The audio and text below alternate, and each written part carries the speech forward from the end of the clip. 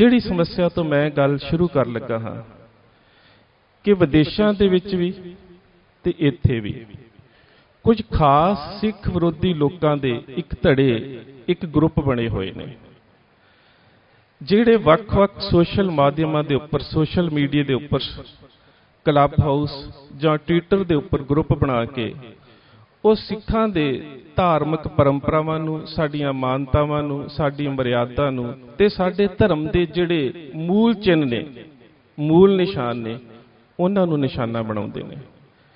ਪਿਛਲੇ ਤਕਰੀਬਨ ਕੁਝ ਮਹੀਨਿਆਂ ਤੋਂ ਇਹ ਵਰਤਾਰਾ ਬਹੁਤ ਜ਼ਿਆਦਾ ਸਰਗਰਮੀ ਦੇ ਨਾਲ ਚੱਲ ਰਿਹਾ ਹੈ ਕਿ ਸਾਡੇ 5 ਕਕਾਰਾਂ ਦੇ ਉੱਪਰ ਵੀ ਕਿੰਤੂ ਕੀਤਾ ਜਾ ਰਿਹਾ।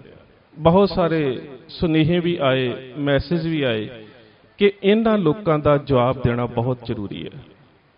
ਔਰ ਮੈਂ ਜਦੋਂ ਇਸ ਦੇ ਬਾਰੇ ਸਾਰਾ ਅਧਿਐਨ ਕੀਤਾ ਕਿ ਜਵਾਬ ਦੇਣਾ ਕਿਉਂ ਜ਼ਰੂਰੀ ਹੈ, ਤਾਂ ਕਿਤੇ ਨਾ ਕਿਤੇ ਇੱਕ ਗੱਲ ਜ਼ਰੂਰ ਸਾਹਮਣੇ ਆਈ ਕਿ ਸਾਰੇ ਵਰਤਾਰੇ ਦੇ ਵਿੱਚ ਅਸੀਂ ਆਪਣੇ ਆਪ ਨੂੰ ਦੋਸ਼ ਮੁਕਤ ਨਹੀਂ ਕਰ ਸਕਦੇ। ਕਿਤੇ ਨਾ ਕਿਤੇ ਅਸੀਂ ਵੀ ਦੋਸ਼ੀ ਹਾਂ, ਤੇ ਜਦੋਂ ਅਸੀਂ ਆਪਣੇ ਆਪ ਨੂੰ ਦੋਸ਼ੀ ਸਵੀਕਾਰਦੇ ਹਾਂ ਤਾਂ ਫਿਰ ਕਿਤੇ ਨਾ ਕਿਤੇ ਜਿਹੜੀਆਂ ਸਾਡੀਆਂ ਗੁਸਤਾਖੀਆਂ ਨੇ, ਜਿਹੜੀਆਂ ਸਾਡੀਆਂ ਕੋਤਾਹੀਆਂ ਨੇ, ਉਹਨਾਂ ਦਾ ਬੜਾ ਸੂਖਮਤਾ ਦੇ ਨਾਲ ਚਿੰਤਨ ਤੇ ਅਧਿਐਨ ਕਰਨਾ ਪਵੇਗਾ।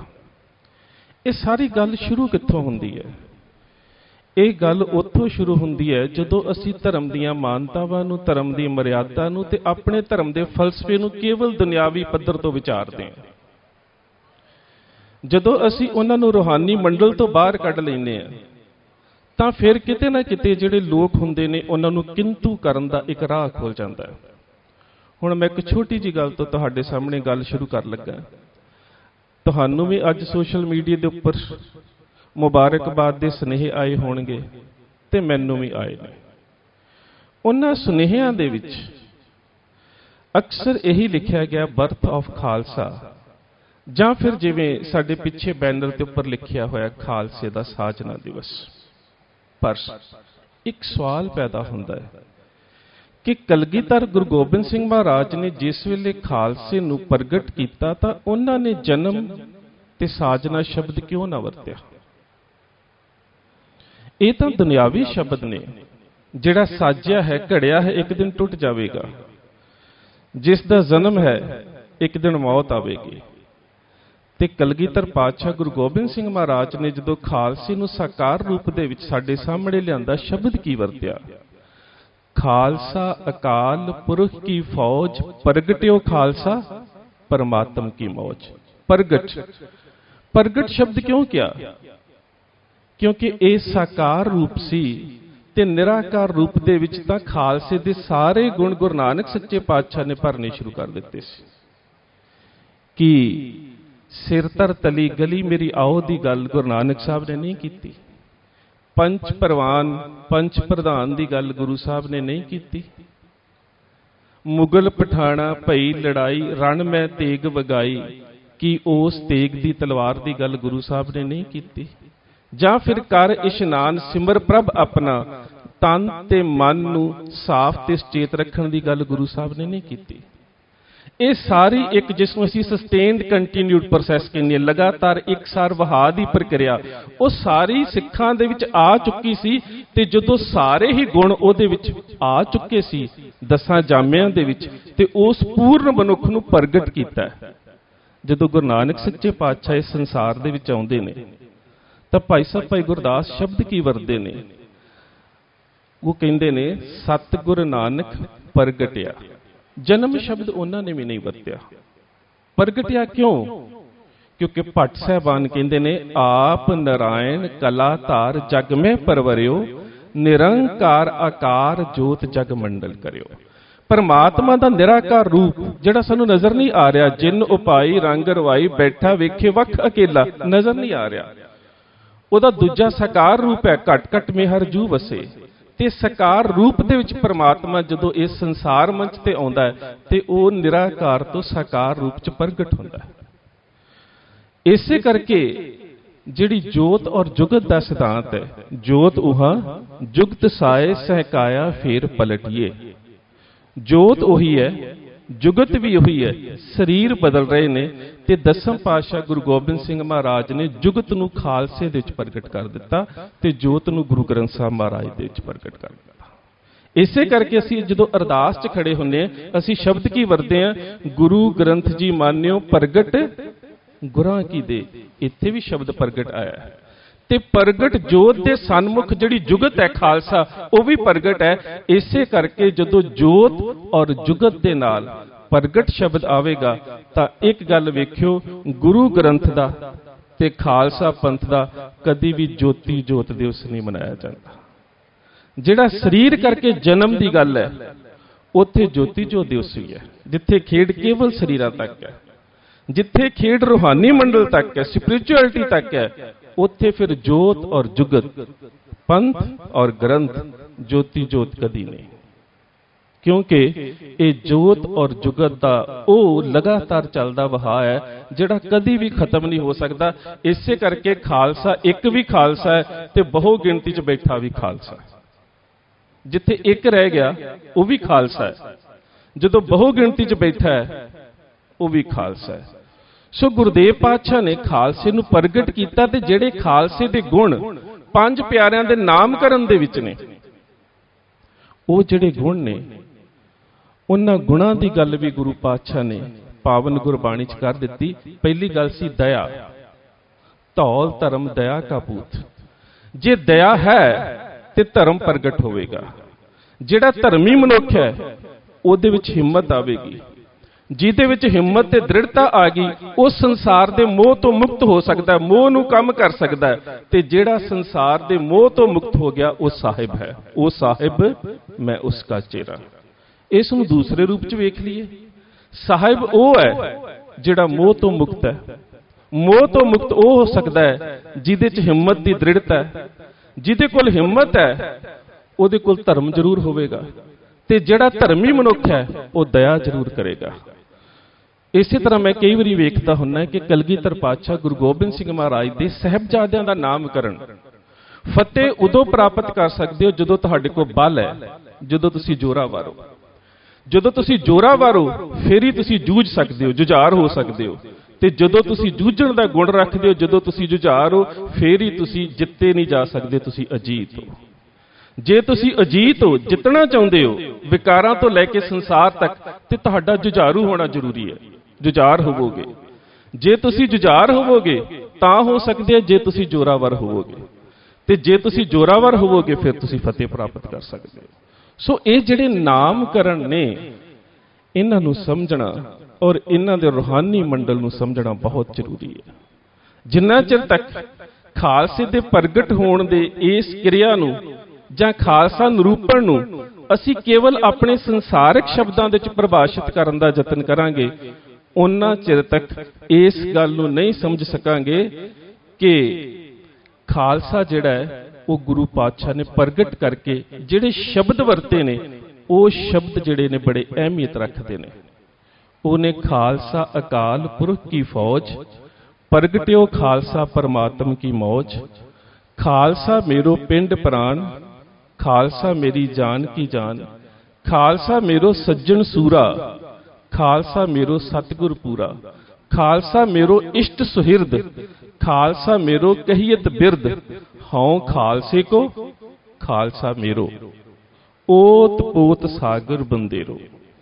ਖਾਲਸਾ ਮੇਰੇ ਵਿੱਚ ਤੇ ਮੈਂ ਖਾਲਸੇ ਦੇ ਵਿੱਚ ਇਸ ਤਰ੍ਹਾਂ ਅਭੇਦ ਹੋ ਚੁੱਕਾ ਹਾਂ, ਇਸ ਤਰ੍ਹਾਂ ਇਮਰਜ ਹੋ ਚੁੱਕਾ ਹਾਂ, ਇਸ ਤਰ੍ਹਾਂ ਮਿਲ ਚੁੱਕਾ ਹਾਂ, ਜਿਵੇਂ ਬਾਹਰੋਂ ਇੱਕ ਪਾਣੀ ਦੀ ਬੂੰਦ ਸਮੁੰਦਰ ਦੇ ਵਿੱਚ ਸੁੱਟ ਦਿੱਤੀ ਜਾਵੇ ਤੇ ਸਮੁੰਦਰ ਦੇ ਵਿੱਚ ਪਾਈ ਹੋਈ ਬੂੰਦ ਨੂੰ ਤੁਸੀਂ ਵਾਪਸ ਨਹੀਂ ਕੱਢ ਸਕਦੇ।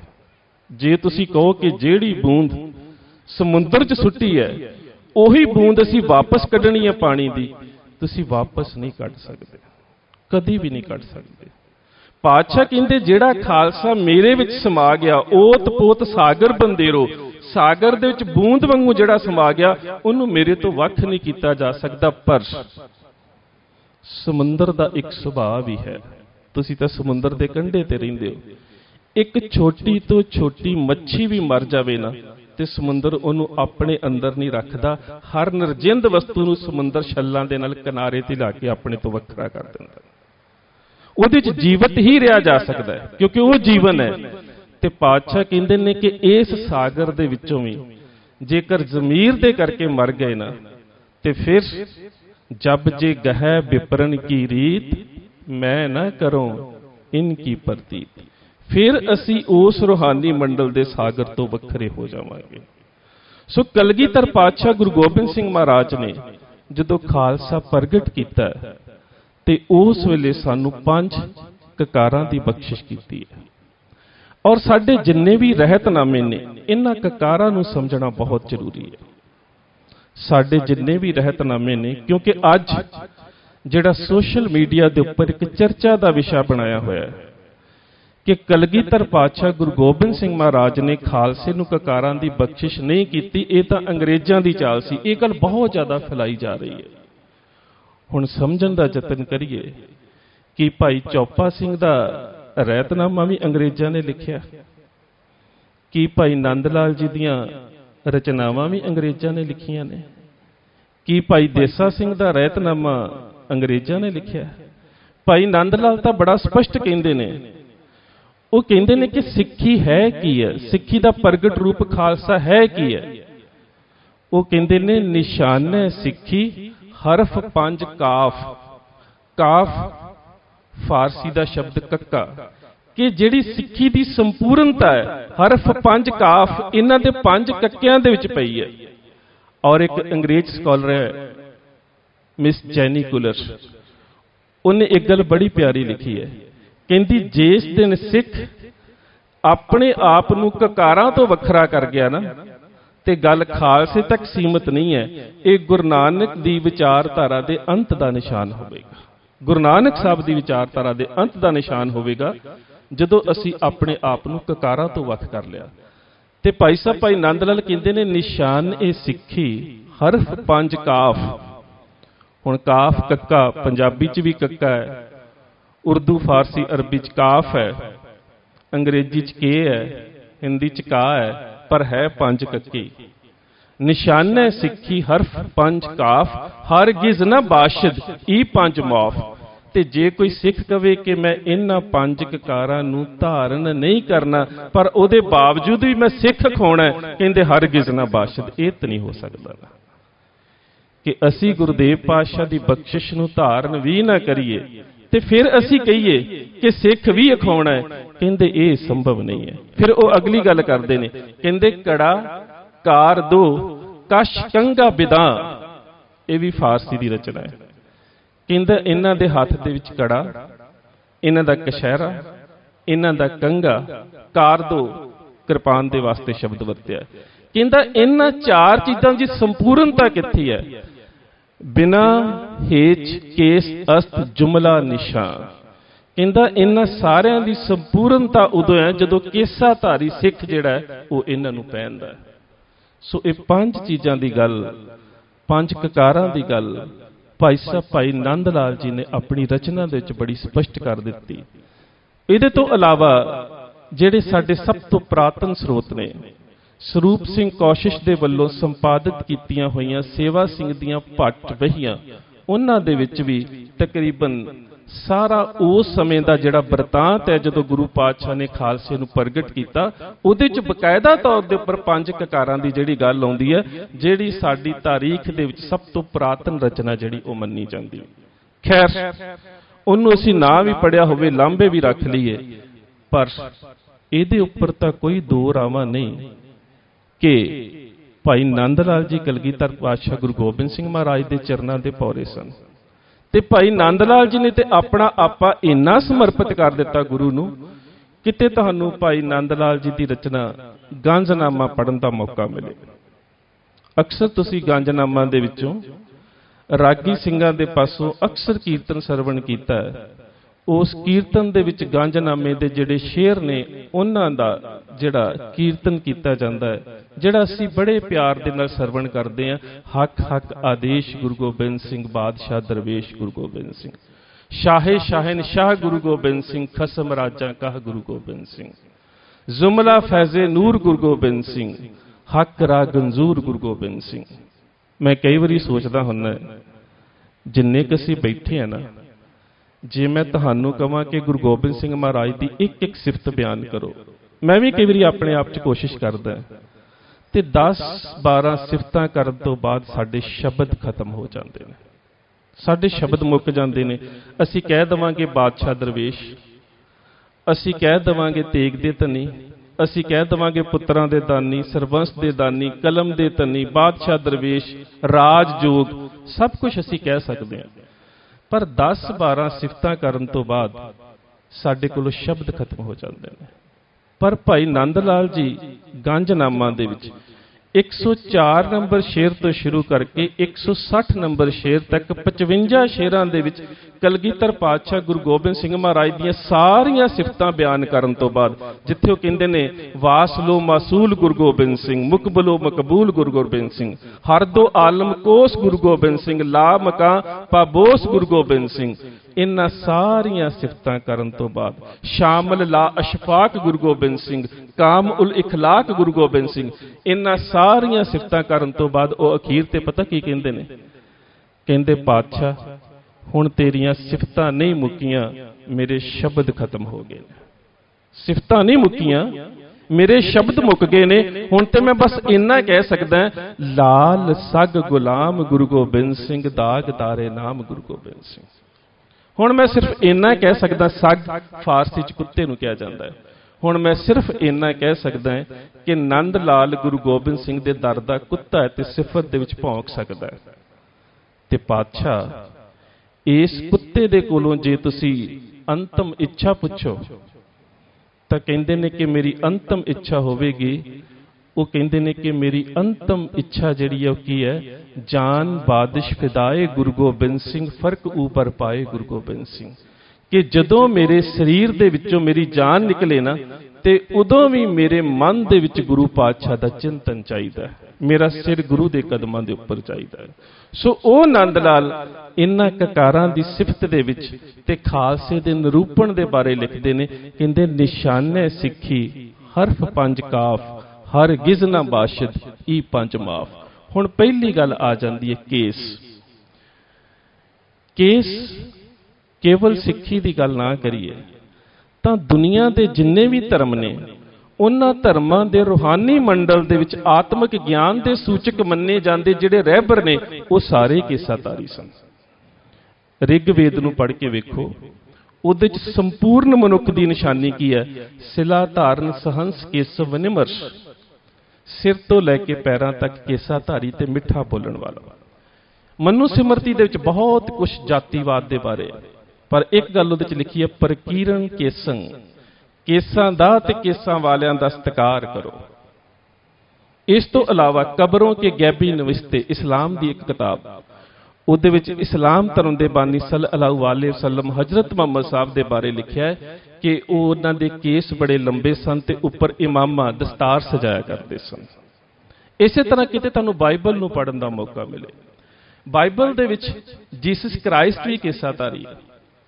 ਔਰ ਉਹਦੇ ਤੋਂ ਇਲਾਵਾ ਕੇਸਾਂ ਦੀ ਮਹਾਨਤਾ ਦੇ ਬਾਰੇ ਬਾਈਬਲ ਦੇ ਵਿੱਚ ਕਹਾਣੀ ਆਉਂਦੀ ਹੈ, ਡੈਥ ਆਫ ਸੈਮਸੰਗ। ਉਹਦੇ ਵਿੱਚ ਉਹਦੀ ਮੌਤ ਦਾ ਕਾਰਨ ਇਹ ਬਣਦਾ ਹੈ ਕਿ ਜਦੋਂ ਉਹਦੀ ਪ੍ਰੇਮਿਕਾ ਦਲਾਇਲਾ ਉਸਦੇ ਕੇਸ ਕਤਲ ਕਰ ਦਿੰਦੀ ਹੈ ਤੇ ਉਹਦੇ ਕੋਲ ਸਾਰੀਆਂ ਰੂਹਾਨੀ ਸ਼ਕਤੀਆਂ ਖਤਮ ਹੋ ਜਾਂਦੀਆਂ ਨੇ। ਇਹਦੇ ਉੱਪਰ ਬਕਾਇਦਾ ਇਸ ਬਾਈਬਲੈਟਿਕ ਸਟੋਰੀ ਦੇ ਉੱਪਰ ਇੱਕ ਫਿਲਮ ਵੀ ਬਣੀ ਸੀ, ਡੈਥ ਆਫ ਸੈਮਸੰਗ। ਸੋ ਜਿੰਨੇ ਵੀ ਦੁਨੀਆ ਦੇ ਧਰਮਾਂ ਦੇ ਰਹਿਬਰ ਜਿਹੜੇ ਰੂਹਾਨੀ ਮੰਡਲ ਦੇ ਵਿੱਚ ਵਿਚਰਦੇ ਰਹੇ ਨੇ, ਉਹ ਸਾਰੇ ਕੇਸਾਧਾਰੀ ਸਨ।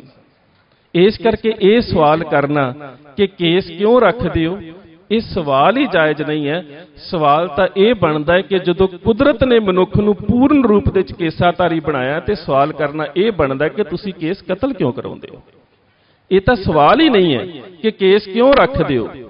ਸਵਾਲ ਇਹ ਹੋਣਾ ਚਾਹੀਦਾ ਹੈ ਕਿ ਕੁਦਰਤ ਨੇ ਜਿਹੜਾ ਸਰੂਪ ਬਖਸ਼ਿਸ਼ ਕੀਤਾ, ਅਸੀਂ ਉਸ ਕੁਦਰਤ ਦੇ ਸਨਮਾਨ ਦੇ ਵਿੱਚ ਜੋ ਗੁਰੂ ਪਾਤਸ਼ਾਹ ਨੇ ਸਾਨੂੰ ਉਪਦੇਸ਼ ਕਰ ਦਿੱਤਾ, ਬਲਹਾਰੀ ਕੁਦਰਤ ਵਸਿਆ, ਤੇ ਜਿਹੜਾ ਕੁਦਰਤ ਦੇ ਵਿੱਚ ਉਹ ਕਾਦਰ ਵਸ ਰਿਹਾ ਹੈ, ਜੇਕਰ ਉਹਦਾ ਸਰੂਪ ਜਿਹੜਾ ਸਾਡਾ ਬਖਸ਼ਿਆ ਹੋਇਆ ਕੇਸਾਧਾਰੀ ਹੈ, ਤੇ ਫਿਰ ਇਹ ਸਵਾਲ ਸਾਨੂੰ ਨਹੀਂ, ਇਹ ਉਹਨਾਂ ਨੂੰ ਹੋਣਾ ਚਾਹੀਦਾ ਹੈ ਕਿ ਤੁਸੀਂ ਕੁਦਰਤ ਦੀ ਬਖਸ਼ਿਸ਼ ਦਾ ਵਿਨਾਸ਼ ਕਿਉਂ ਕਰਦੇ ਹੋ। ਗੁਰੂ ਨਾਨਕ ਦੇਵ ਸੱਚੇ ਪਾਤਸ਼ਾਹ ਜਿਸ ਵੇਲੇ ਪ੍ਰਚਾਰਕ ਦੌਰਿਆਂ ਦੇ ਉੱਪਰ ਚੱਲੇ, ਮਰਦਾਨਾ ਜੀ ਦੇ ਨਾਲ ਵਾਰਤਾਲਾਪ ਹੁੰਦੀ ਹੈ। ਮਰਦਾਨਾ ਜੀ ਨੂੰ ਗੁਰੂ ਨਾਨਕ ਸੱਚੇ ਪਾਤਸ਼ਾਹ ਇੱਕ ਗੱਲ ਕਹਿੰਦੇ ਨੇ, ਮਿਰਾਸੀ ਸੀ ਮਰਦਾਨਾ ਜੀ। ਮਿਰਾਸ ਦਾ ਅਰਥ ਹੁੰਦਾ ਉਸਤਤ ਕਰਨੀ। ਔਰ ਇਹ ਮਿਰਾਸੀ ਲੋਕ ਜਿਹੜੇ ਨੇ ਅਮੀਰਜ਼ਾਦਿਆਂ ਦੇ ਘਰਾਂ ਦੇ ਸਾਹਮਣੇ ਜਾ ਕੇ ਉਹਨਾਂ ਦੀ ਉਸਤਤ ਕਰਿਆ ਕਰਦੇ ਸੀ ਤੇ ਅਮੀਰ ਜਿਹੜੇ ਸੀ ਉਹਨਾਂ ਨੂੰ ਕੁਝ ਭੇਟਾ ਦੇ ਦਿੰਦੇ ਸੀ। ਹੁਣ ਗੁਰੂ ਨਾਨਕ ਦੇਵ ਸੱਚੇ ਪਾਤਸ਼ਾਹ ਮਰਦਾਨਾ ਜੀ ਨੇ ਇੱਕ ਗੱਲ ਕਹਿੰਦੇ ਨੇ, ਮਰਦਾਨਿਆਂ ਰਬਾਬ ਤੇ ਬੜੀ ਸੋਹਣੀ ਵਜਾਉਣਾ ਹੈ। ਭਾਈ ਸਾਹਿਬ ਭਾਈ ਗੁਰਦਾਸ ਵੀ ਕਹਿੰਦੇ ਨੇ, ਭਲੀ ਰਬਾਬ ਵਜਾਇੰਦਾ ਮਜਲਸ ਮਰਦਾਨਾ ਮਿਰਾਸੀ। ਰਬਾਬ ਬਹੁਤ ਸੋਹਣੀ ਵਜਾਉਣਾ ਹੈ, ਪਰ ਜੇਕਰ ਲੋਕਾਂ ਦੀ ਸਿਫਤ ਦੇ ਨਾਲੋਂ ਇਸੇ ਹੀ ਰਬਾਬ ਦੇ ਨਾਲ ਉਸ ਖੁਦਾ ਦੀ ਸਿਫਤ ਕਰੇ ਤਾਂ ਇੱਥੇ ਤਾਂ ਕੇਵਲ ਤੈਨੂੰ ਤਨ ਦੀ ਤ੍ਰਿਪਤੀ ਮਿਲਦੀ ਹੈ, ਪਰ ਖੁਦਾ ਦੀ ਸਿਫਤ ਦੇ ਵਿੱਚੋਂ ਤਾਂ ਮਨ ਦੀ ਤ੍ਰਿਪਤੀ ਵੀ ਮਿਲੇਗੀ। ਮਰਦਾਨਾ ਕਹਿੰਦਾ ਪਾਤਸ਼ਾਹ ਫਿਰ ਮੇਰੇ ਘਰ ਦਾ ਗੁਜ਼ਾਰਾ ਕਿਵੇਂ ਚੱਲੇਗਾ? ਤੇ ਗੁਰੂ ਨਾਨਕ ਸੱਚਾ ਪਾਤਸ਼ਾਹ ਕਹਿੰਦੇ ਨੇ ਕਿ ਜਿਹੜਾ ਖੁਦਾ ਸਾਰੇ ਜੀਵਾਂ ਨੂੰ ਰਿਜ਼ਕ ਦੇ ਰਿਹਾ ਹੈ, ਤੈਨੂੰ ਕਿਸੇ ਦੇ ਅੱਗੇ ਹੱਥ ਮੰਗਣ ਦੀ ਲੋੜ ਨਹੀਂ ਪਵੇਗੀ। ਔਰ ਇਹ ਸੱਚ ਹੋਇਆ। ਜਦੋਂ ਗੁਰੂ ਗੋਬਿੰਦ ਸਿੰਘ ਮਹਾਰਾਜ ਖਾਲਸਾ ਕਹਿੰਦੇ ਨੇ ਨਾ ਕਿ ਖਾਲਸਾ ਜਿਹੜਾ ਵਾ ਉਹ ਦਾਨੀ ਹੋਵੇਗਾ, ਔਰ ਇੱਥੋਂ ਤੱਕ ਕਿ ਪਾਤਸ਼ਾਹ ਕਹਿੰਦੇ ਨੇ ਦਾਨ ਦਿਓ ਇਨਹੀ ਕੋ ਭਲੋ ਅਬ ਔਰ ਕੋ ਦਾਨ ਨਾ ਲਾਗਤ ਨੀਕੋ। ਉਹ ਕਹਿੰਦੇ ਨੇ ਕਿ ਖਾਲਸਾ ਦਾਨ ਦਿੰਦਾ ਹੈ ਤੇ ਜੇਕਰ ਗੁਰੂ ਕੁਝ ਦੇਣਾ ਚਾਹੁੰਦਾ ਉਹ ਵੀ ਖਾਲਸੇ ਦੀ ਝੋਲੀ ਚ ਪਾਉਂਦਾ ਹੈ। ਔਰ ਇੰਨਾ ਵੱਡਾ ਦਾਨ ਕਿ ਆਪਣੇ 4 ਪੁੱਤਰਾਂ ਦੇ ਸਿਰ ਹੀ ਖਾਲਸੇ ਦੀ ਝੋਲੀ ਚ ਪਾ ਦਿੱਤੇ। ਤੇ ਫਿਰ ਸ਼ਬਦ ਕੀ ਵਰਤੇ ਇੰਨੇ ਮਾਣ ਦੇ ਨਾਲ ਕਿ ਇਨ ਪੁੱਤਰਨ ਕੇ ਸੀਸ ਪਰ ਵਾਰ ਦੀਏ ਸੁਤ ਚਾਰ ਮੋਏ ਤੋਂ ਕਿਆ ਪਾਇਆ ਜੀਵਤ ਕਈ ਹਜ਼ਾਰ। ਮੈਂ ਹੈਰਾਨ ਰਹਿ ਜਾਂਦਾ ਜਦੋਂ ਆਪਣੇ 4 ਫਰਜ਼ੰਦਾਂ ਦੀ ਸ਼ਹਾਦਤ ਦੇ ਬਾਰੇ ਗੁਰੂ ਸਾਹਿਬ ਜ਼ਫਰਨਾਮੇ 'ਚ ਔਰੰਗਜ਼ੇਬ ਨੂੰ ਲਿਖਦੇ ਨਾ, ਤੇ ਉਹ ਸ਼ਬਦ ਪਤਾ ਕਿੱਥੋਂ ਸ਼ੁਰੂ ਕਰਦੇ ਨੇ? ਚੀਹਾਂ ਸ਼ੁੱਧ ਕੇ ਕੀ ਹੋ ਗਿਆ, ਚੀਹਾਂ ਸ਼ੁੱਧ ਕੇ ਬਚਗਾ ਕੁਸ਼ਤਾ 4 ਕੀ ਹੋ ਗਿਆ ਮੇਰੇ 4 ਪੁੱਤਰ ਕੋ ਕਿ ਸ਼ਹੀਦ ਕਰ ਦਿੱਤੇ ਕਿ ਬਾਕੀ ਬਿਮਾਨ ਦਸਤ ਪੇਚੀ ਦਾ ਮਾਰ। ਮੇਰਾ ਖਾਲਸਾ ਜਿਉਂਦਾ ਹੈ, ਮੇਰਾ ਖਾਲਸਾ ਤਾਂ ਨਹੀਂ ਮਰਿਆ, ਮੇਰਾ ਖਾਲਸਾ ਜਿਉਂਦਾ ਹੈ। ਇੰਨਾ ਮਾਣ ਕਿਉਂ ਆ ਗੁਰੂ ਨੂੰ ਸਾਡੇ ਉੱਪਰ? ਕਿਉਂਕਿ ਗੁਰੂ ਨੇ ਸਭ ਕੁਝ ਆਪਣਾ ਆਪਾ ਸਾਡੇ ਅੰਦਰ ਸਮਰਪਿਤ ਕਰ ਦਿੱਤਾ, ਆਪਣਾ ਆਪਾ ਰੱਖ ਦਿੱਤਾ ਖਾਲਸੇ ਦੇ ਅੰਦਰ।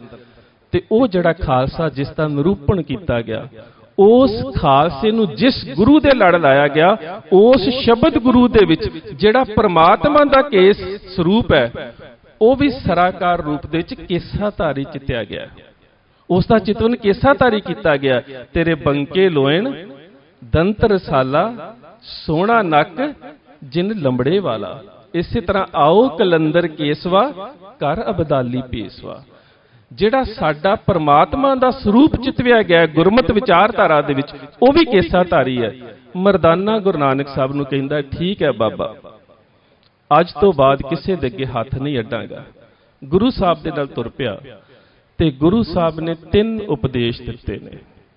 ਉਹ ਉਪਦੇਸ਼ ਕੇਵਲ ਭਾਈ ਮਰਦਾਨਾ ਜੀ ਵਾਸਤੇ ਨਹੀਂ ਸੀ, ਉਹ ਉਪਦੇਸ਼ ਸਾਡੇ ਸਾਰਿਆਂ ਦੇ ਵਾਸਤੇ ਨੇ।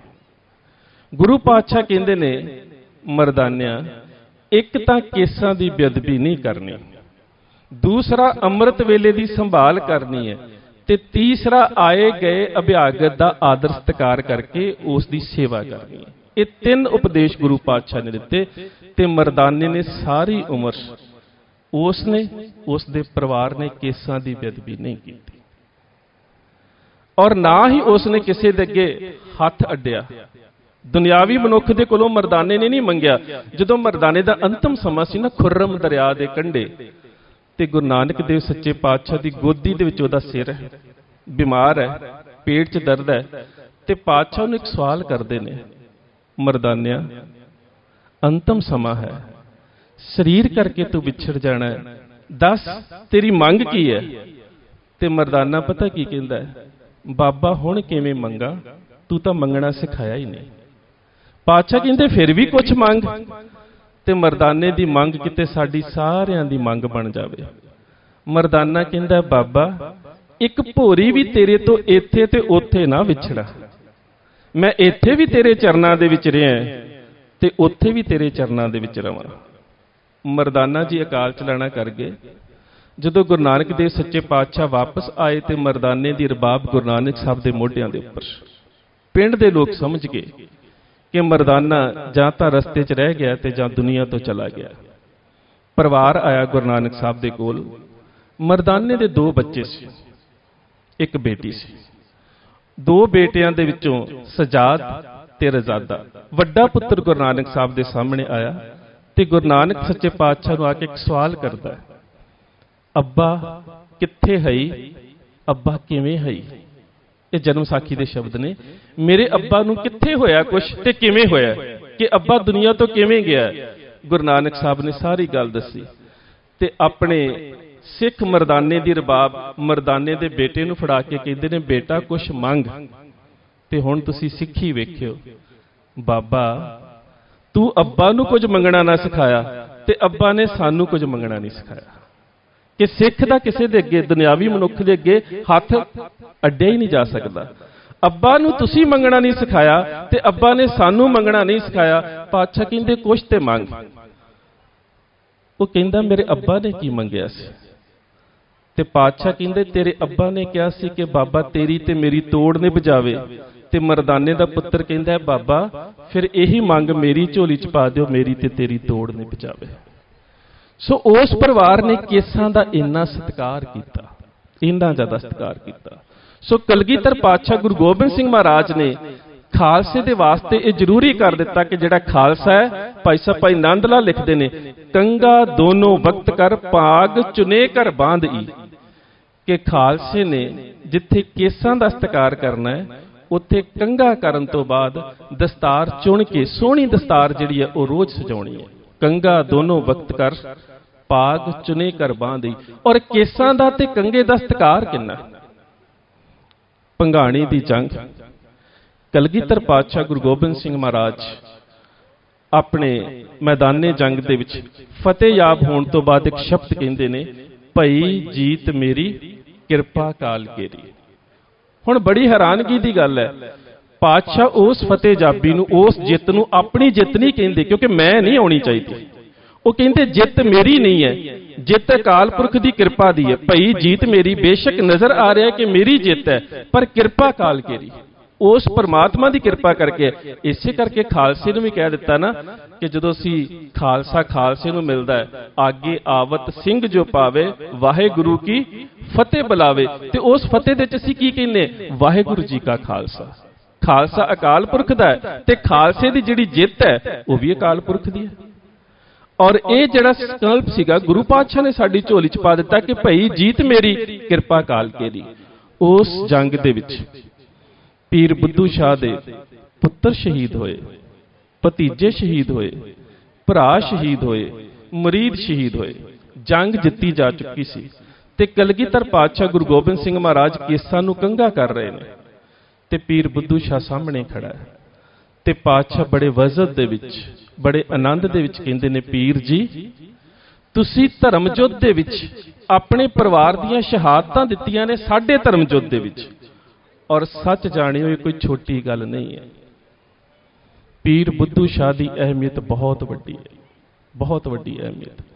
ਤੇ ਜੇਕਰ ਤੁਸੀਂ ਉਹਨਾਂ ਦੇ ਪਰਿਵਾਰਕ ਪਿਛੋਕੜ ਨੂੰ ਜਾਣਦੇ ਹੋਵੋਗੇ ਨਾ, ਤੇ ਫਿਰ ਸਾਨੂੰ ਸਮਝ ਲੱਗੇਗੀ ਕਿ ਪੀਰ ਜੀ ਦਾ ਇਸਲਾਮ ਦੇ ਵਿੱਚ ਜਿਹੜਾ ਮੁਰਾਤਬਾ ਕੀ ਹੈ, ਇਸਲਾਮ ਦੇ ਵਿੱਚ ਉਹਨਾਂ ਦੀ ਅਹਿਮੀਅਤ ਕੀ ਹੈ, ਉਹਨਾਂ ਦੀ ਸ਼ਖਸੀਅਤ ਜਿਹੜੀ ਇਸਲਾਮ 'ਚ ਕਿਵੇਂ ਹੈ। ਮੈਂ ਤੁਹਾਨੂੰ ਥੋੜਾ ਜਿਹਾ ਪਿਛੋਕੜ 'ਚ ਲੈ ਕੇ ਜਾਣਾ ਚਾਹੁੰਦਾ। ਇਸਲਾਮ ਧਰਮ ਦੇ ਬਾਨੀ ਹਜ਼ਰਤ ਮੁਹੰਮਦ ਸਾਹਿਬ, ਉਹਨਾਂ ਦੀ ਬੇਟੀ ਫਾਤਿਮਾ ਦੇ ਪਤੀ ਹਜ਼ਰਤ ਅਲੀ ਨੂੰ ਮਸਜਿਦ ਦੇ ਵਿੱਚ ਨਮਾਜ਼ ਪੜ੍ਹਦਿਆਂ ਸ਼ਹੀਦ ਕਰ ਦਿੱਤਾ ਗਿਆ। ਹਜ਼ਰਤ ਅਲੀ ਦੇ ਬੇਟੇ ਹਸਨ ਤੇ ਹੁਸੈਨ, ਉਹਨਾਂ ਦੇ ਵਿੱਚੋਂ ਹੁਸੈਨ ਜਿਸ ਦੇ ਬਾਰੇ ਸ਼ਾਇਰ ਮਸ਼ਰਕ ਡਾਕਟਰ ਮੁਹੰਮਦ ਇਕਬਾਲ ਆਪਣੀ ਰਚਨਾ ਬਾਂਗੇ ਦਰਾ 'ਚ ਲਿਖਦੇ ਨੇ, ਕਤਲੇ ਹੁਸੈਨ ਦਰ ਅਸਲ ਮਰਗ ਜਜੀਦ ਥਾ, ਇਸਲਾਮ ਜਿੰਦਾ ਹੋਤਾ ਹੈ ਹਰ ਕਰਬਲਾ ਕੇ ਬਾਅਦ। ਕਰਬਲਾ ਦੇ ਮੈਦਾਨ ਦੇ ਵਿੱਚ ਕਤਲੇ ਹੁਸੈਨ ਦਰ ਅਸਲ ਮਰਗ ਜਜੀਦ ਥਾ। ਜਜੀਦ ਦੇ ਹੱਥੋਂ ਹਜ਼ਰਤ ਹੁਸੈਨ ਆਪਣੇ ਦੋ ਬੱਚਿਆਂ ਅਲੀ ਅਲ ਅਸਗਰ ਤੇ ਅਲੀ ਅਲ ਅਕਬਰ ਦੇ ਨਾਲ ਸ਼ਹੀਦ ਕਰ ਦਿੱਤਾ ਜਾਂਦਾ ਹੈ। ਇਸਲਾਮ ਦੋ ਹਿੱਸਿਆਂ 'ਚ ਵੰਡਿਆ ਜਾਂਦਾ, ਸ਼ੀਆ ਔਰ ਸੁੰਨੀ। ਸ਼ੀਆ ਮੁਸਲਮਾਨਾਂ ਦੇ ਵਿੱਚੋਂ ਸੈਯਦ ਪਰਿਵਾਰ ਜਿਹੜੇ ਨੇ ਉਹ ਇਸਲਾਮ ਦਾ ਪ੍ਰਚਾਰ ਕਰਨ ਦੇ ਵਾਸਤੇ ਹਿੰਦੁਸਤਾਨ ਦੇ ਵਿੱਚ ਆਉਂਦੇ ਨੇ ਤੇ ਹਿੰਦੁਸਤਾਨ ਦੇ ਵਿੱਚ ਜਿਹੜੇ ਪਹਿਲੇ ਸੈਯਦ ਮੁਸਲਮਾਨ ਬਤੌਰ ਪ੍ਰਚਾਰਕ ਆਉਂਦੇ ਨੇ ਉਹ ਨੇ ਸੈਯਦ ਮਈਉਦੀਨ ਚਿਸ਼ਤੀ ਅਜਮੇਰ ਸ਼ਰੀਫ ਵਾਲੇ। ਅੱਗੋਂ ਉਹਨਾਂ ਦੇ ਮੁਰੀਦ ਨੇ ख्वाजा बख्तियार काकी, ਤੇ ख्वाजा बख्तियार काकी ਨੂੰ ਆਪਣਾ ਮੁਰਸ਼ਿਦ ਮੰਨਦੇ ਨੇ ਜਾਂ ਉਹਨਾਂ ਦੇ ਮੁਰੀਦ ਨੇ ਸ਼ੇਖ ਫਰੀਦ ਸਾਹਿਬ, ਜਿਨ੍ਹਾਂ ਦੀ ਪਾਵਨ ਬਾਣੀ ਗੁਰੂ ਗ੍ਰੰਥ ਸਾਹਿਬ ਮਹਾਰਾਜ ਦੇ ਵਿੱਚ ਦਰਜ ਹੈ। ਫਰੀਦ ਸਾਹਿਬ ਦੇ ਅੱਗੋਂ ਮੁਰੀਦ ਨੇ ਹਜ਼ਰਤ ਨਿਜ਼ਾਮੁਦੀਨ ਔਲੀਆ ਦਿੱਲੀ ਵਾਲੇ, ਉਹ ਫਰੀਦ ਸਾਹਿਬ ਦੇ ਮੁਰੀਦ ਨੇ।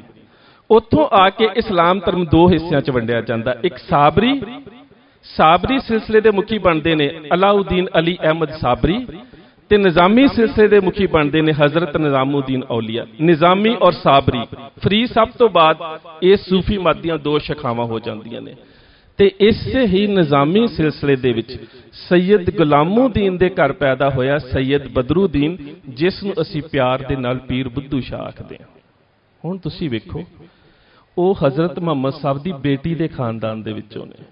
ਕਿੰਨਾ ਉੱਚਾ ਹੈ ਇਸਲਾਮ ਦੇ ਵਿੱਚ ਉਹਨਾਂ ਦਾ ਰੁਤਬਾ ਕਿ ਇਸਲਾਮ ਧਰਮ ਦੀ ਜਿਹੜੇ ਰਹਿਬਰ ਨੇ, ਜਿਹੜੇ ਇਸਲਾਮ ਧਰਮ ਦੇ ਬਾਨੀ ਨੇ, ਇਸਲਾਮ ਧਰਮ ਦੇ ਮੁਖੀ ਨੇ, ਉਹਨਾਂ ਦੀ ਬੇਟੀ ਦੇ ਖਾਨਦਾਨ ਦੇ ਵਿੱਚੋਂ ਨੇ ਸੈਯਦ ਬਦਰੁਦੀਨ। ਤੇ ਉਹੀ ਸੈਯਦ ਬਦਰੁਦੀਨ ਭੰਗਾਣੀ ਦੀ ਜੰਗ ਦੇ ਵਿੱਚ ਆਪਣੇ ਪੁੱਤਰਾਂ ਨੂੰ, ਭਤੀਜਿਆਂ ਨੂੰ, ਭਰਾਵਾਂ ਨੂੰ ਸ਼ਹੀਦ ਕਰਾਉਣ ਤੋਂ ਬਾਅਦ ਗੁਰੂ ਸਾਹਿਬ ਦੇ ਸਾਹਮਣੇ ਖੜੇ ਨੇ ਤੇ ਗੁਰੂ ਪਾਤਸ਼ਾਹ ਕਹਿੰਦੇ ਨੇ, ਪੀਰ ਜੀ ਦੱਸੋ ਕੀ ਬਖਸ਼ਿਸ਼ ਕਰਾਂ, ਤੁਹਾਡੀ ਝੋਲੀ 'ਚ ਕੀ ਪਾ ਦਿਆਂ। ਸਿਰਪਾਓ ਦੇਣ ਲੱਗੇ ਤਾਂ ਪੀਰ ਜੀ ਨੇ ਪਤਾ ਕੀ ਕਿਹਾ, ਅੱਜ ਕੱਲ ਤਾਂ ਸਿਰਪਾਓ ਖੇਡ ਬਣਾ ਕੇ ਰੱਖ ਦਿੱਤੀ ਹੈ। ਸਿਰਪਾਓ ਇੰਨੀ ਉਚੇਰੀ ਬਖਸ਼ਿਸ਼ ਔਰ ਇੰਨੀ ਉਚੇਰੀ ਬਖਸ਼ਿਸ਼ ਦੇ ਪਾਤਰਾਂ ਨੂੰ ਦਿੱਤਾ ਜਾਂਦਾ ਸੀ ਨਾ, ਅੱਜ ਤਾਂ ਅਸੀਂ ਪੈਸੇ ਦੇ ਨਾਲ ਸਰੋਪੇ ਵੇਚਣੇ ਸ਼ੁਰੂ ਕਰ ਦਿੱਤੇ। ਹੋਰ ਤੇ ਹੋਰ ਰਾਜਨੀਤਿਕ ਤੌਰ ਦੇ ਉੱਪਰ ਅਸੀਂ ਇਸ ਆਪਣੀ ਇੱਕ ਧਰਮ ਦੀ ਰੂਹਾਨੀ ਪਰੰਪਰਾ ਦਾ ਇੰਨਾ ਵਿਨਾਸ਼ ਕਰ ਦਿੱਤਾ। ਕੋਈ ਲੀਡਰ ਆ ਜਾਵੇ ਉਹਨੂੰ ਸਰੋਪਾ ਦੇ ਦਿਓ, ਕੋਈ ਰਾਜਨੀਤਿਕ ਵਿਅਕਤੀ ਆ ਜਾਵੇ ਉਹਨੂੰ ਸਰੋਪਾ ਦੇ ਦਿਓ। ਉਹ ਗੁਰੂ ਕਿਉਂ ਸਿੱਖੋ, ਗੁਰੂ ਕਾਲ ਦੇ ਵਿੱਚ ਦੋ ਸਰੋਪਿਆਂ ਦਾ ਜ਼ਿਕਰ ਮਿਲਦਾ 239 ਸਾਲ 'ਚ। ਇੱਕ ਸਰੋਪਾ ਭਾਈ ਗੋਪਾਲਾ ਜੀ ਨੂੰ ਬਖਸ਼ਿਸ਼ ਕੀਤਾ ਸੀ ਗੁਰੂ ਹਰਗੋਬਿੰਦ ਸਾਹਿਬ ਨੇ, ਜਦੋਂ ਉਹਨਾਂ ਨੇ ਜਪਜੀ ਸਾਹਿਬ ਦਾ ਸ਼ੁੱਧ ਉਚਾਰਨ ਕੀਤਾ ਸੀ। ਤੇ ਦੂਸਰਾ ਸਿਰਪਾਓ ਦੋ ਰੂਪਾਂ ਦੇ ਵਿੱਚ ਕਲਗੀਧਰ ਪਾਤਸ਼ਾਹ ਗੁਰੂ ਗੋਬਿੰਦ ਸਿੰਘ ਮਹਾਰਾਜ ਨੇ ਪੀਰ ਬੁੱਧੂ ਸ਼ਾਹ ਨੂੰ ਜਿਹੜਾ ਤੇ ਮਹੰਤ ਕਿਰਪਾਲ ਦਾਸ ਜੀ ਨੂੰ ਬਖਸ਼ਿਸ਼ ਕੀਤਾ। ਇੰਨਾ ਸਰੋਪਿਆਂ ਦਾ ਜ਼ਿਕਰ ਮਿਲਦਾ 239 ਸਾਲ ਦੇ ਵਿੱਚ। ਅਸੀਂ ਤਾਂ ਇਸ ਪਰੰਪਰਾ ਦਾ ਘਾਣ ਕਰ ਦਿੱਤਾ। ਹੁਣ ਗੁਰੂ ਪਾਤਸ਼ਾਹ ਪੀਰ ਬੁੱਧੂ ਸ਼ਾਹ ਨੂੰ ਕਹਿ ਰਹੇ ਨੇ, ਮੈਂ ਤੁਹਾਨੂੰ ਸਿਰਪਾਓ ਦੀ ਬਖਸ਼ਿਸ਼ ਕਰਨੀ ਹੈ। ਤੇ ਸੱਚ ਜਾਣਿਓ, ਆਪਣੇ ਪੁੱਤਰ, ਆਪਣੇ ਭਤੀਜੇ, ਆਪਣੇ ਭਰਾ, ਆਪਣੇ ਮਰੀਦ ਸ਼ਹੀਦ ਕਰਾਉਣ ਤੋਂ ਬਾਅਦ ਪੀਰ ਬੁੱਧੂ ਸ਼ਾਹ ਹੱਥ ਜੋੜ ਕੇ ਪਿੱਛੇ ਖੜਾ ਹੋ ਗਿਆ। ਪਤਾ ਕੀ ਕਹਿੰਦਾ? ਕਹਿੰਦਾ ਨਹੀਂ ਪਾਤਸ਼ਾਹ, ਇੰਨੀ ਵੱਡੀ ਬਖਸ਼ਿਸ਼ ਦਾ ਅਧਿਕਾਰੀ ਨਹੀਂ ਮੈਂ ਹੈਗਾ। ਇੰਨੀ ਵੱਡੀ ਅਹਿਮੀਅਤ ਹੈ ਸਿਰਪਾਓ ਦੀ। ਪਾਤਸ਼ਾਹ ਇੰਨੀ ਵੱਡੀ ਬਖਸ਼ਿਸ਼ ਦਾ ਅਧਿਕਾਰੀ ਨਹੀਂ ਹੈ। ਤੇ ਪਾਤਸ਼ਾਹ ਕਹਿੰਦੇ ਫਿਰ ਤੁਸੀਂ ਦੱਸੋ, ਤੁਸੀਂ ਕੀ ਚਾਹੁੰਦੇ ਹੋ? ਤੇ ਸੱਚ ਜਾਣਿਓ, ਸਾਡੇ ਕਕਾਰਾਂ ਦੀ ਇੰਨੀ ਅਹਿਮੀਅਤ ਪੀਰ ਬੁੱਧੂ ਸ਼ਾਹ ਕਹਿੰਦੇ ਨੇ ਕਿ ਜਿਸ ਕੰਗੇ ਦੇ ਨਾਲ ਤੁਸੀਂ ਕੇਸ ਹਰੇ ਕਰ ਰਹੇ ਹੋ ਨਾ, ਕੇਸ ਵਾਹ ਰਹੇ ਹੋ, ਇਹ ਕੰਗਾ ਕੇਸਾਂ ਸਮੇਤ ਮੇਰੀ ਝੋਲੀ 'ਚ ਪਾ ਦਿਓ। ਪੀਰ ਬੁੱਧੂ ਸ਼ਾਹ ਨੇ ਉਹ ਕੰਗਾ ਜਿਹੜਾ ਸੀ ਕੇਸਾਂ ਸਮੇਤ ਗੁਰੂ ਸਾਹਿਬ ਦੇ ਕੋਲੋਂ ਆਪਣੀ ਝੋਲੀ ਦੇ ਵਿੱਚ ਪਾ ਲਿਆ ਔਰ ਇੰਨਾ ਸਤਿਕਾਰ ਕੀਤਾ। ਭਾਵੇਂ ਕਿ ਉਹਨਾਂ ਦੀ 9ਵੀਂ ਪੀੜ੍ਹੀ ਜਿਹੜੀ ਹੈ ਨਈਮ ਹੈਦਰ ਸਾਹਿਬ ਇਸ ਵੇਲੇ ਅਮਰੀਕਾ ਦੇ ਵਿੱਚ ਰਹਿੰਦੇ ਨੇ ਤੇ ਉਹਨਾਂ ਦੇ ਘਰ ਦੇ ਵਿੱਚੋਂ ਗੁਰੂ ਸਾਹਿਬ ਦੀ ਬਖਸ਼ਿਸ਼ ਜਿਹੜੀ ਉਹ ਪਈ ਹੋਈ ਹੈ ਅਮਰੀਕਾ ਦੇ ਵਿੱਚ। ਨਈਮ ਹੈਦਰ ਸਾਹਿਬ ਪੀਰ ਬੁੱਧੂ ਸ਼ਾਹ ਦੀ 9ਵੀਂ ਪੀੜ੍ਹੀ ਦੇ ਵਿੱਚੋਂ। ਪੀਰ ਬੁੱਧੂ ਸ਼ਾਹ ਜਦੋਂ ਵਾਪਸ ਆਏ ਤੇ ਸਡੌਰੇ ਦੇ ਹਾਕਮ ਉਸਮਾਨ ਖਾਨ ਨੇ ਪੀਰ ਜੀ ਨੂੰ ਸ਼ਹੀਦ ਕਰਵਾ ਦਿੱਤਾ।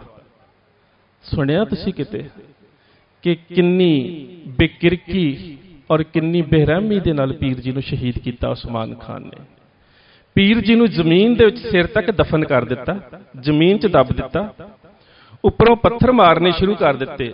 ਉਪਰੰਤ ਗੁੜ ਤੇ ਦਹੀਂ ਉਹਨਾਂ ਦੇ ਸਿਰ ਦੇ ਉੱਪਰ ਪਾ ਕੇ ਜੰਗਲੀ ਕੁੱਤੇ ਛੱਡ ਦਿੱਤੇ, ਜਿਨ੍ਹਾਂ ਨੇ ਪੀਰ ਜੀ ਨੂੰ ਨੋਚ ਨੋਚ ਕੇ ਖਾਧਾ। ਪੀਰ ਜੀ ਦੀ ਸ਼ਹਾਦਤ ਹੋ ਗਈ। ਪਰ ਪੀਰ ਜੀ ਸ਼ਹੀਦ ਹੋਣ ਤੋਂ ਬਾਅਦ ਉਹ ਕੰਗਾ ਤੇ ਗੁਰੂ ਸਾਹਿਬ ਦੇ ਕੇਸ ਇੰਨਾ ਸਤਿਕਾਰ ਆਪਣੀ ਹਵੇਲੀ ਦੇ ਇੱਕ ਕੰਧ ਦੇ ਵਿੱਚ ਲੁਕਾ ਗਏ। ਜਦੋਂ ਬਾਬਾ ਬੰਦਾ ਸਿੰਘ ਬਹਾਦਰ ਪੰਜਾਬ ਆਇਆ ਤੇ ਜਦੋਂ ਉਸਨੇ ਸਡੌਰੇ ਨੂੰ ਫਤਿਹ ਕੀਤਾ ਤੇ ਪੀਰ ਜੀ ਦੇ ਪੁੱਤਰ ਨੂੰ ਆ ਕੇ ਕਹਿੰਦਾ ਬੰਦਾ ਸਿੰਘ ਬਹਾਦਰ ਕਿ ਤੁਹਾਡੇ ਵਡੇਰਿਆਂ ਨੇ ਬਹੁਤ ਜ਼ਿਆਦਾ ਸਿੱਖ ਧਰਮ ਦੇ ਵਾਸਤੇ ਸ਼ਹਾਦਤਾਂ ਦਿੱਤੀਆਂ ਨੇ, ਬੜਾ ਵੱਡਾ ਸਮਰਪਣ ਹੈ ਤੁਹਾਡੇ ਪਰਿਵਾਰ ਦਾ, ਮੈਂ ਤੁਹਾਨੂੰ ਚਾਹੁੰਦਾ ਇਸ ਇਲਾਕੇ ਦਾ ਫੌਜਦਾਰ ਬਣਾ ਦੇਵਾਂ। ਤੇ ਪੀਰ ਜੀ ਦਾ ਬੇਟਾ ਪਤਾ ਕੀ ਕਹਿੰਦਾ ਹੈ? ਕਹਿੰਦਾ ਕਿਸੇ ਅਹੁਦੇ ਦੀ ਲੋੜ ਨਹੀਂ, ਬਸ ਜੇ ਮਦਦ ਕਰ ਸਕਦੇ ਹੋ ਤਾਂ ਇੱਕ ਮਦਦ ਕਰ ਦਿਓ ਕਿ ਪੀਰ ਜੀ ਨੇ ਸ਼ਹਾਦਤ ਤੋਂ ਪਹਿਲਾਂ ਗੁਰੂ ਸਾਹਿਬ ਦੀ ਬਖਸ਼ਿਸ਼ ਕੰਗਾ ਤੇ ਕੇਸ ਜਿਹੜੇ ਸੀਗੇ ਨਾ ਉਹ ਹਵੇਲੀ ਦੀ ਕਿਸੇ ਕੰਧ ਦੇ ਵਿੱਚ ਲੁਕਾ ਦਿੱਤਾ, ਸਾਨੂੰ ਲੱਭ ਨਹੀਂ ਰਿਹਾ। ਤੁਹਾਡੇ ਕੋਲ ਫੌਜ ਬੜੀ ਹੈ, ਆਦਮੀਆਂ ਦੀ ਗਿਣਤੀ ਜ਼ਿਆਦਾ ਹੈ, ਸਾਡੀ ਹਵੇਲੀ ਦੀਆਂ ਕੰਧਾਂ ਪਟਵਾ ਕੇ ਉਹ ਗੁਰੂ ਦੀ ਬਖਸ਼ਿਸ਼ ਦੁਬਾਰਾ ਲੱਭ ਕੇ ਸਾਡੀ ਝੋਲੀ 'ਚ ਪਾ ਦਿਓ। ਪੀਰ ਜੀ ਦੀ ਹਵੇਲੀ ਦੀਆਂ ਕੰਧਾਂ ਜਿਹੜੀਆਂ ਸੀ ਉਹਨਾਂ ਨੂੰ ਪੁੱਟਿਆ ਗਿਆ ਉਹ ਕੰਘਾ ਤੇ ਕੇਸ ਜਿੱਥੇ ਪੀਰ ਜੀ ਨੇ ਸੰਭਾਲੇ ਸੀ ਉਹ ਕੱਢ ਕੇ ਬੰਦਾ ਸਿੰਘ ਬਹਾਦਰ ਨੇ ਫਿਰ ਪੀਰ ਜੀ ਦੇ ਪੁੱਤਰ ਦੀ ਝੋਲੀ 'ਚ ਪਾ ਦਿੱਤਾ। ਕੇਸਾਂ ਦਾ ਔਰ ਕੰਘੇ ਦਾ ਇੰਨਾ ਸਤਿਕਾਰ।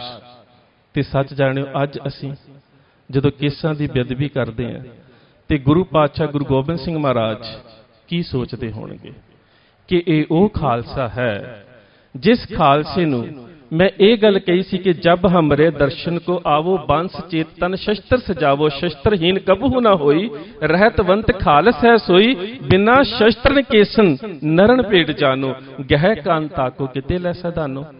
कि पंज ककारां तो बिना मेरी हाजरी दे विच आओगे तां मैनूं इंज महसूस होवेगा कि ये वो खालसा है जिहदी झोली दे विच मैं अजीत ते जुझार दे सीस पा दित्ते, जिहदी झोली दे विच मैं जोरावर सिंह ते फतेह सिंह दे सीस पा दित्ते। ਤੇ ਸੱਚ ਜਾਣਿਓ, ਅਸੀਂ ਅਕਿਰਤ ਕਣ ਹੁੰਦੇ ਜਾ ਰਹੇ ਹਾਂ। ਅਸੀਂ ਗੁਰੂ ਦੀ ਬਖਸ਼ਿਸ਼ ਨੂੰ ਆਪਣੇ ਕੋਲੋਂ ਹੌਲੀ ਹੌਲੀ ਵਿਸਾਰਦੇ ਜਾ ਰਹੇ ਹਾਂ।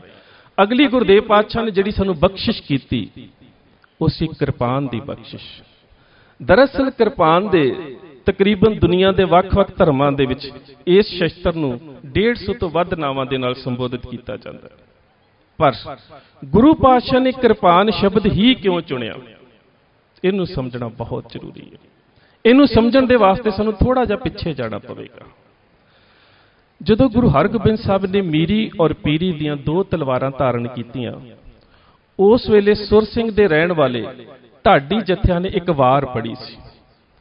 ਅਕਾਲ ਤਖਤ ਸਾਹਿਬ ਅਕਾਲ ਬੁੰਗੇ ਦੇ ਰੂਪ ਦੇ ਵਿੱਚ ਪ੍ਰਗਟ ਕੀਤਾ ਗਿਆ ਤੇ ਬਾਬਾ ਬੁੱਢਾ ਜੀ ਨੇ ਗੁਰੂ ਹਰਗੋਬਿੰਦ ਸਾਹਿਬ ਨੂੰ 2 ਤਲਵਾਰਾਂ ਪਹਿਨਾ ਦਿੱਤੀਆਂ। ਤੇ ਉਸ ਵੇਲੇ ਉਹਨਾਂ ਢਾਡੀਆਂ ਨੇ ਇੱਕ ਵਾਰ ਪੜ੍ਹੀ ਸੀ, 2 ਤਲਵਾਰੀ ਬੱਧੀਆਂ, ਇੱਕ ਮੀਰ ਦੀ, ਇੱਕ ਪੀਰ ਦੀ, ਇੱਕ ਅਜ਼ਮਤ ਦੀ, ਇੱਕ ਰਾਜ ਦੀ, ਇੱਕ ਰਾਖੀ ਕਰੇ ਵਜ਼ੀਰ ਦੀ, ਹਿੰਮਤ ਬਾਹਾਂ ਕੋਟਗੜ ਦਰਵਾਜ਼ਾ ਬਲਖ ਬਖੀਰ ਦੀ, ਨਾਲ ਸਿਪਾਹੀ ਨੀਲ ਲਾਲ ਮਾਰ ਦੁਸ਼ਟਾਂ ਕਰੇ ਤਾਕੀਰ ਦੀ, ਪੱਗ ਤੇਰੀ ਕੀ ਜਹਾਂਗੀਰ ਦੀ। ਹੁਣ ਇੱਥੇ ਤਲਵਾਰ ਦੀ ਗੱਲ ਵੀ ਆ ਗਈ, ਦਸਤਾਰ ਦੀ ਗੱਲ ਵੀ ਆ ਗਈ। ਹੁਣ ਇੱਥੇ ਉਹ ਕਹਿੰਦੇ ਨੇ ਕਿ ਪਾਤਸ਼ਾਹ ਤੇਰੀ ਦਸਤਾਰ ਦੇ ਅੱਗੇ ਜਹਾਂਗੀਰ ਦੀ ਦਸਤਾਰ ਦੀ ਕੋਈ ਅਹਿਮੀਅਤ ਨਹੀਂ। ਕਿਉਂ ਨਹੀਂ? ਕਿ ਜਹਾਂਗੀਰ ਦੀ ਦਸਤਾਰ ਦਾ ਕੱਪੜਾ ਮਾੜਾ ਹੋਵੇਗਾ? ਕਿ ਉਹਦੀ ਦਸਤਾਰ ਦੇ ਉੱਪਰ ਜ਼ਿਗਾ, ਕਲਗੀ, ਮੋਤੀ, ਮਾਣਕ, ਹੀਰੇ ਜਵਾਹਰਾਤ ਨਹੀਂ ਲੱਗੇ ਹੋਣਗੇ? ਨਹੀਂ। ਗੱਲ ਇਹ ਹੈ ਕਿ ਜਿਹੜਾ ਜਹਾਂਗੀਰ ਦੀ ਪੱਗ ਤੇ ਉਹਦੇ ਮੁਕਾਬਲੇ ਜਿਹੜੀ ਗੁਰੂ ਸਾਹਿਬ ਦੀ ਦਸਤਾਰ ਹੈ, ਉਸ ਦਸਤਾਰ ਦੇ ਪਿੱਛੇ ਇੱਕ ਉੱਚਾ ਕਿਰਦਾਰ ਖੜਾ ਹੈ ਔਰ ਉਹੀ ਕਿਰਦਾਰ, ਉਸ ਕਿਰਦਾਰ ਨੂੰ ਉਸ ਸ਼ਸਤਰ ਦੇ ਰੂਪ ਦੇ ਵਿੱਚ ਸਾਡੇ ਸਾਹਮਣੇ ਨਿਰੂਪਣ ਕਰਨ ਦੇ ਵਾਸਤੇ ਕਲਗੀਧਰ ਪਾਤਸ਼ਾਹ ਗੁਰੂ ਗੋਬਿੰਦ ਸਿੰਘ ਮਹਾਰਾਜ ਨੇ ਕਕਾਰਾਂ ਦੇ ਵਿੱਚ ਜਦੋਂ ਤਲਵਾਰ ਨੂੰ ਸ਼ਾਬਤ ਕੀਤਾ ਤਾਂ ਸ਼ਬਦ ਵਰਤਿਆ ਕਿਰਪਾਨ। ਕਿਰਪਾ ਆਨ, ਆਨ ਦਾ ਭਾਵ ਹੈ ਇੱਜ਼ਤ ਤੇ ਅਣਖ। ਇੱਜ਼ਤ ਤੇ ਅਣਖ ਦੀ ਰੱਖਿਆ ਕਰਨ ਦੇ ਵਾਸਤੇ, ਕਿਰਪਾ ਕਰਨ ਦੇ ਵਾਸਤੇ ਜਿਹੜਾ ਸ਼ਸਤਰ ਧਾਰਨ ਕੀਤਾ ਗਿਆ ਉਸ ਨੂੰ ਕਿਰਪਾਨ ਦਾ ਨਾਮ ਦਿੱਤਾ ਗਿਆ। ਔਰ ਇਹ ਇਸ ਕਿਰਪਾਨ ਦੀ ਬਰਕਤ ਸੀ ਕਿ ਖਾਲਸੇ ਨੇ ਇੱਕ ਵੱਡਾ ਜਿਹੜਾ ਰਾਜ ਸੀ ਉਹ ਸਥਾਪਿਤ ਕੀਤਾ। ਔਰ ਇਸੇ ਕਰਕੇ ਜਦੋਂ ਬਾਬਾ ਬੰਦਾ ਸਿੰਘ ਬਹਾਦਰ ਰਾਜ ਸਥਾਪਿਤ ਕਰਦੇ ਨੇ ਤੇ ਉਹ ਆਪਣੀ ਮੋਹਰ ਦੇ ਉੱਪਰ ਇੱਕ ਸ਼ਬਦ ਅੰਕਿਤ ਕਰਦੇ ਨੇ। ਉਹ ਉਹਨਾਂ ਸ਼ਬਦਾਂ ਵਿੱਚ ਲਿਖਦੇ ਨੇ, ਦੇਗੋ ਤੇਗੋ ਫਤਿਹ ਨੁਸਰਤ ਬੇਦਰੰਗ ਯਾਫਤ ਅਜ ਨਾਨਕ ਗੁਰੂ ਗੋਬਿੰਦ ਸਿੰਘ। ਕਿ ਇਹ ਜਿਹੜਾ ਰਾਜ ਭਾਗ ਪ੍ਰਾਪਤ ਹੋਇਆ ਹੈ ਇਹ ਦੇਗ ਔਰ ਤੇਗ ਦੀ ਕਿਰਪਾ ਦੀ ਬਦੌਲਤ ਪ੍ਰਾਪਤ ਹੋਇਆ ਹੈ। ਔਰ ਇਹ ਜਿਹੜੀ ਦੇਗ ਔਰ ਤੇਗ ਦੀ ਜਿਹੜੀ ਕਿਰਪਾ ਸੀ ਜਿਹਦੇ ਨਾਲ ਨੁਸਰਤ ਬੇਦਰੰਗ, ਐਵਰ ਐਕਸਪੈਂਡਿੰਗ ਪ੍ਰੋਸਪੈਰਿਟੀ, ਹਮੇਸ਼ਾ ਹੀ ਦੁਨੀਆ ਦੇ ਵਾਸਤੇ ਖੁਸ਼ੀ ਔਰ ਖੇੜੇ ਦਾ ਰਾਜ ਜਿਹੜਾ ਹੈ ਇਹ ਕਲਗੀਧਰ ਪਾਤਸ਼ਾਹ ਗੁਰੂ ਗੋਬਿੰਦ ਸਿੰਘ ਮਹਾਰਾਜ ਦੀ ਕਿਰਪਾਨ ਦੇ ਵਿੱਚੋਂ ਬਖਸ਼ਿਸ਼ ਹੋਇਆ, ਜਿਹੜੀ ਸਾਨੂੰ ਕਕਾਰਾਂ ਦੇ ਰੂਪ ਚ ਗੁਰੂ ਸਾਹਿਬ ਨੇ ਬਖਸ਼ਿਸ਼ ਕੀਤੀ ਹੈ। ਹੁਣ ਤੁਸੀਂ ਇਹ ਵੇਖੋ ਕਿ ਹੈ ਤਾਂ ਸ਼ਸਤਰ, ਕਿਰਪਾਨ ਇੱਕ ਜ਼ਾਲਮ ਦੇ ਹੱਥ ਦੇ ਵਿੱਚ ਵੀ ਹੋ ਸਕਦੀ ਹੈ ਤੇ ਇੱਕ ਰਹਿਬਰ ਦੇ ਹੱਥ ਦੇ ਵਿੱਚ ਵੀ ਹੋ ਸਕਦੀ ਹੈ। ਅੰਤਰ ਕੀ ਹੈ? ਹੈ ਤਾਂ ਸ਼ਸਤਰ, ਕਿਰਪਾਨ ਕਿਸੇ ਰਾਜੇ ਦੇ ਕੋਲ ਵੀ ਹੋ ਸਕਦੀ ਹੈ ਤੇ ਕਿਰਪਾਨ ਸਿੱਖ ਦੇ ਹੱਥ ਦੇ ਵਿੱਚ ਵੀ ਹੈ, ਪਰ ਅੰਤਰ ਕੀ ਹੈ? ਜਿਸ ਵੇਲੇ ਆਗਰੇ ਦੇ ਕੋਲ ਗੁਰੂ ਸਾਹਿਬ ਦੀ ਮਦਦ ਦੇ ਨਾਲ ਔਰੰਗਜ਼ੇਬ ਦਾ ਬੇਟਾ ਬਹਾਦਰ ਸ਼ਾਹ ਗੱਦੀ ਨਸ਼ੀਨ ਹੋਇਆ, ਜਿਸ ਦਾ ਪਹਿਲਾ ਨਾਮ ਸ਼ਹਿਜ਼ਾਦਾ ਮੁਅੱਜ਼ਮ ਸੀ, ਤੇ ਉਸ ਦਾ ਕਾਜ਼ੀ ਗੁਰੂ ਗੋਬਿੰਦ ਸਿੰਘ ਮਹਾਰਾਜ ਨੇ ਇੱਕ ਸਵਾਲ ਕਰਦਾ ਹੈ। ਉਹ ਪਹਿਲਾ ਸਵਾਲ ਕਰਦਾ ਹੈ ਕਿ ਮਜ਼ਹਬ ਕਿਹੜਾ ਖੂਬ ਹੈ, ਤੁਹਾਡਾ ਖੂਬ ਜਾਂ ਹਮਾਰਾ ਖੂਬ? ਤੇ ਕਲਗੀਧਰ ਪਾਤਸ਼ਾਹ ਗੁਰੂ ਗੋਬਿੰਦ ਸਿੰਘ ਮਹਾਰਾਜ ਬੜਾ ਸਹਿਜ ਦੇ ਵਿੱਚ ਜਵਾਬ ਦਿੰਦੇ ਨੇ, ਤੁਮਕੋ ਤੁਹਾਡਾ ਖੂਬ, हमको हमारा खूब। फिर वो अगला सवाल करता है करामात। करामात की है? पातशाह अपनी जेब दे विचों एक सिक्का कढ़दे ने ਤੇ ਕਹਿੰਦੇ ਮਾਇਆ ਕਰਾਮਾਤ ਹੈ। ਮਾਇਆ ਦਾ ਦੁਨਿਆਵੀ ਰੂਪ ਜਿਹੜਾ ਹੈ, ਚੇਤਨ ਤੇ ਜੜ ਰੂਪ ਦੇ ਵਿੱਚੋਂ ਕਰਾਮਾਤ ਹੈ। ਪੈਸੇ ਦੇ ਨਾਲ ਕੁਝ ਵੀ ਖਰੀਦਿਆ ਜਾਂਦਾ। ਅੱਜ ਆਗੂ ਲੀਡਰੀਆਂ ਖਰੀਦਦੇ ਨੇ, ਵੋਟਾਂ ਵੀ ਖਰੀਦਦੇ ਨੇ, ਸਾਨੂੰ ਉਹਨਾਂ ਦੀ ਰਾਜਗੱਦੀ ਕਰਾਮਾਤ ਲੱਗਦੀ ਹੈ, ਪਰ ਉਹ ਮਾਇਆ ਚੋਂ ਨਿਕਲੀ ਹੈ, ਉਹ ਵੀ ਇੱਕ ਕਰਾਮਾਤ ਦਾ ਰੂਪ ਹੈ। ਉਹ ਕਹਿੰਦਾ ਨਹੀਂ, ਰੂਹਾਨੀ ਕਰਾਮਾਤ ਕੀ ਹੈ? ਤੇ ਕਲਗੀਧਰ ਪਾਤਸ਼ਾਹ ਗੁਰੂ ਗੋਬਿੰਦ ਸਿੰਘ ਮਹਾਰਾਜ ਆਪਣੇ ਮਿਆਨ ਦੇ ਵਿੱਚੋਂ ਸ਼ਮਸ਼ੀਰ ਨੂੰ ਬੇਮਿਆਨ ਕਰਦੇ ਨੇ। ਕਹਿੰਦੇ ਫਿਰ ਸਭ ਤੋਂ ਵੱਡੀ ਕਰਾਮਾਤ ਇਹ ਹੈ, ਇਹ ਕਰਾਮਾਤ ਕਿਸੇ ਜ਼ਾਲਮ ਦੇ ਹੱਥ ਦੇ ਵਿੱਚ ਹੋਵੇਗੀ, ਉਹ ਇੱਜ਼ਤ ਲੁੱਟੇਗਾ। ਕਿਰਪਾਨ ਤੇ ਤਾਕਤ ਕਿਸੇ ਜ਼ਾਲਮ ਦੇ ਕੋਲ ਹੈ, ਉਹ ਇੱਜ਼ਤ ਲੁੱਟੇਗਾ। ਪਰ ਜਦੋਂ ਖਾਲਸੇ ਦੇ ਕੋਲ ਹੈ, ਕਿਰਪਾਨ ਹੈ, ਉਹ ਆਨ ਦੇ ਉੱਪਰ ਕਿਰਪਾ ਕਰੇਗੀ, ਉਹ ਇੱਜ਼ਤ ਬਚਾਵੇਗੀ। ਤੁਹਾਡੇ ਹੱਥ ਦੀ ਕਿਰਪਾਨ ਜ਼ੁਲਮ ਕਰੇਗੀ, ਸਿੱਖ ਦੇ ਹੱਥ ਦੀ ਤਲਵਾਰ ਤੇ ਕਿਰਪਾਨ ਜ਼ੁਲਮ ਰੋਕੇਗੀ। ਤੁਹਾਡੇ ਹੱਥ ਦੀ ਕਿਰਪਾਨ ਜਿਹੜੀ ਹੈ ਉਹ ਦੁਨਿਆਵੀ ਕਬਜ਼ਿਆਂ ਦੇ ਵਾਸਤੇ ਲੜੇਗੀ, ਪਰ ਸਿੱਖ ਦੀ ਜਿਹੜੀ ਤਲਵਾਰ ਤੇ ਕਿਰਪਾਨ ਹੈ ਉਹ ਰੂਹਾਨੀਅਤ ਦੇ ਰਾਜ ਦੇ ਵਾਸਤੇ, ਬੇਗਮਪੁਰੇ ਦੇ ਵਾਸਤੇ, ਅਬਚਲ ਨਗਰ ਦੇ ਵਾਸਤੇ ਉਹ ਸੰਘਰਸ਼ ਕਰੇਗੀ।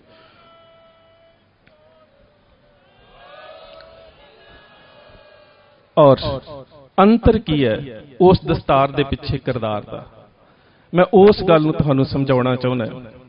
ਉਹ ਅੰਤਰ ਇਹ ਹੈ ਕਿ ਜਿਸ ਵੇਲੇ ਗੁਰੂ ਹਰਗੋਬਿੰਦ ਸਾਹਿਬ ਦੀ ਦਸਤਾਰ ਦੇ ਬਾਰੇ ਢਾਡੀ ਨੱਥਮਲ ਕਹਿੰਦੇ ਨੇ, ਪੱਗ ਤੇਰੀ ਕੀ ਜਹਾਂਗੀਰ ਦੀ, ਉਹਨੂੰ ਸਮਝਣਾ ਬੜਾ ਜ਼ਰੂਰੀ ਹੈ। ਜਹਾਂਗੀਰ ਦਾ ਇੱਕ ਵਜ਼ੀਰ ਸੀ, ਅਫਗਨ ਖਾਨ, ਸ਼ੇਰ ਅਫਗਨ ਖਾਨ ਉਸ ਦਾ ਨਾਮ ਵੀ ਆਉਂਦਾ। ਉਸ ਦਾ ਨਿਕਾਹ ਹੋਇਆ ਮਿਹਰ ਨਿਸਾ ਦੇ ਨਾਲ। ਮਿਹਰ ਨਿਸਾ ਬਹੁਤ ਸੋਹਣੀ ਸੀ। ਆਪਣੇ ਨਿਕਾਹ ਤੋਂ ਬਾਅਦ ਉਸਨੇ ਜਹਾਂਗੀਰ ਨੂੰ ਆਪਣੇ ਘਰ ਰੋਟੀ ਦੇ ਉੱਪਰ, ਦਾਵਤ ਦੇ ਉੱਪਰ ਸੱਦਿਆ। ਤੇ ਜਦੋਂ ਜਹਾਂਗੀਰ ਉਸ ਦੇ ਘਰ ਗਿਆ, ਉਸ ਦੀ ਸੁੰਦਰ ਬੇਗਮ ਨੂੰ ਵੇਖਿਆ ਤੇ ਜਹਾਂਗੀਰ ਦੇ ਮਨ ਦੇ ਵਿੱਚ ਇੱਕ ਗੱਲ ਆਈ ਕਿ ਹੈ ਤੇ ਮੇਰਾ ਵਜ਼ੀਰ, ਤੇ ਇਹਦੀ ਬੇਗਮ ਇੰਨੀ ਸੋਹਣੀ ਕਿਉਂ? ਇਹ ਤਾਂ ਮੇਰੇ ਹਰਮ ਦੇ ਵਿੱਚ ਚਾਹੀਦੀ ਹੈ, ਇਹ ਤਾਂ ਮੇਰੇ ਕੋਲ ਚਾਹੀਦੀ ਹੈ। ਉਹਨੇ ਧੋਖੇ ਦੇ ਨਾਲ ਸ਼ੇਰ ਅਫਗਨ ਖਾਨ ਦਾ ਕਤਲ ਕਰਾ ਦਿੱਤਾ ਤੇ ਮਿਰਜ਼ਾ ਗਿਆਸ ਬੇਗ ਦੀ ਬੇਟੀ ਮਿਹਰ ਨਿਸਾ ਨੂੰ ਆਪਣੇ ਮਹਿਲਾਂ 'ਚ ਰੱਖ ਲੈ ਆਂਦਾ। ਉਸ ਦਾ ਨਾਮ ਰੱਖਿਆ ਨੂਰ ਜਹਾਂ। ਨੂਰ ਜਹਾਂ ਨੂੰ ਜ਼ਬਰਦਸਤੀ ਧੱਕੇ ਦੇ ਨਾਲ ਚੁੱਕ ਕੇ ਜਹਾਂਗੀਰ ਆਪਣੇ ਮਹਿਲਾਂ ਦੇ ਵਿੱਚ ਲੈ ਆਇਆ। ਹੁਣ ਉਹੀ ਨੂਰ ਜਹਾਂ ਸ਼੍ਰੀਨਗਰ ਦੇ ਵਿੱਚ ਆਪਣੇ ਪਤੀ ਤੇ ਹਿੰਦੁਸਤਾਨ ਦੇ ਬਾਦਸ਼ਾਹ ਜਹਾਂਗੀਰ ਦੇ ਨਾਲ ਬੈਠੀ ਹੈ। ਉਹ ਨਿਸ਼ਾਤ ਬਾਗ ਦੇ ਵਿੱਚ ਨੇ ਤੇ ਸ਼ਾਲੀਮਾਰ ਬਾਗ ਦੇ ਵਿੱਚ ਗੁਰੂ ਹਰਗੋਬਿੰਦ ਸਾਹਿਬ ਬੈਠੇ ਨੇ।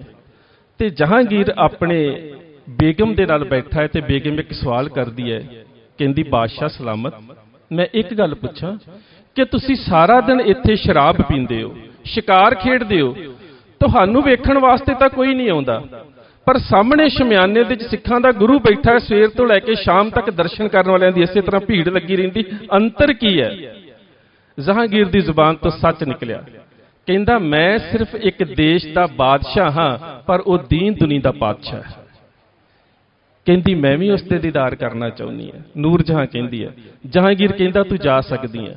ਅਗਲੇ ਦਿਨ ਸਵੇਰੇ ਨੂਰ ਜਹਾਂ ਬੜੇ ਸੁੰਦਰ ਬਸਤਰ ਪਹਿਨੇ, ਬੜੇ ਕੀਮਤੀ ਬਸਤਰ। ਇਤਿਹਾਸਕਾਰ ਲਿਖਦੇ ਨੇ ਕਿ ਜਿਹੜਾ ਉਸਨੇ ਉਸ ਵੇਲੇ ਲਹਿੰਗਾ ਪਹਿਨਿਆ ਹੋਇਆ ਸੀ, ਉਸ ਦੇ ਉੱਪਰ ਇੰਨੀ ਜ਼ਿਆਦਾ ਹੀਰੇ ਜਵਾਹਰਾਤਾਂ ਦੀ ਐਮਬਰਾਇਡਰੀ ਹੋਈ ਸੀ ਕਿ ਉਸ ਭਾਰ ਦੇ ਨਾਲ ਉਹ ਤੁਰ ਨਹੀਂ ਸੀ ਸਕਦੀ। 22 ਕਨੀਜ਼ਾਂ ਨੇ, 22 ਨੌਕਰਾਣੀਆਂ ਨੇ ਉਸਦੇ ਲਹਿੰਗੇ ਨੂੰ ਚੁੱਕਿਆ ਹੋਇਆ ਸੀ। ਜਦੋਂ ਗੁਰਦੇਵ ਪਾਤਸ਼ਾਹ ਦੇ ਦਰਬਾਰ ਦੇ ਵਿੱਚ ਗਈ, ਅੰਮ੍ਰਿਤ ਵੇਲੇ ਦਾ ਸਮਾਂ, ਗੁਰੂ ਹਰਗੋਬਿੰਦ ਸਾਹਿਬ ਨੇ ਨੇਤਰ ਖੋਲ੍ਹੇ ਤੇ ਨੇਤਰ ਖੋਲ੍ਹਣ ਤੋਂ ਬਾਅਦ ਇੱਕ ਗੱਲ ਕਹੀ ਹੈ, ਉਹ ਬੜੀ ਪਿਆਰੀ ਗੱਲ ਹੈ। ਗੁਰੂ ਸਾਹਿਬ ਨੇ ਕਿਹਾ, ਐਸਾ ਸਾਚ ਸ਼ਿੰਗਾਰ ਕਰ ਪੁੱਤਰੀ ਪਾਏ ਖੁਦਾਏ। ਜਿੰਨੇ ਕੀਮਤੀ ਗਹਿਣਿਆਂ ਦਾ ਸ਼ਿੰਗਾਰ ਆਪਣੇ ਤਨ ਤੇ ਕਰਕੇ ਆਈ ਹੈ, ਖੁਦਾ ਦੇ ਨਾਮ ਦਾ ਸ਼ਿੰਗਾਰ ਮਨ ਤੇ ਕੀਤਾ ਹੁੰਦਾ ਤੇ ਸੱਚਮੁੱਚ ਖੁਦਾ ਨੂੰ ਪਾ ਲੈਣਾ ਸੀ।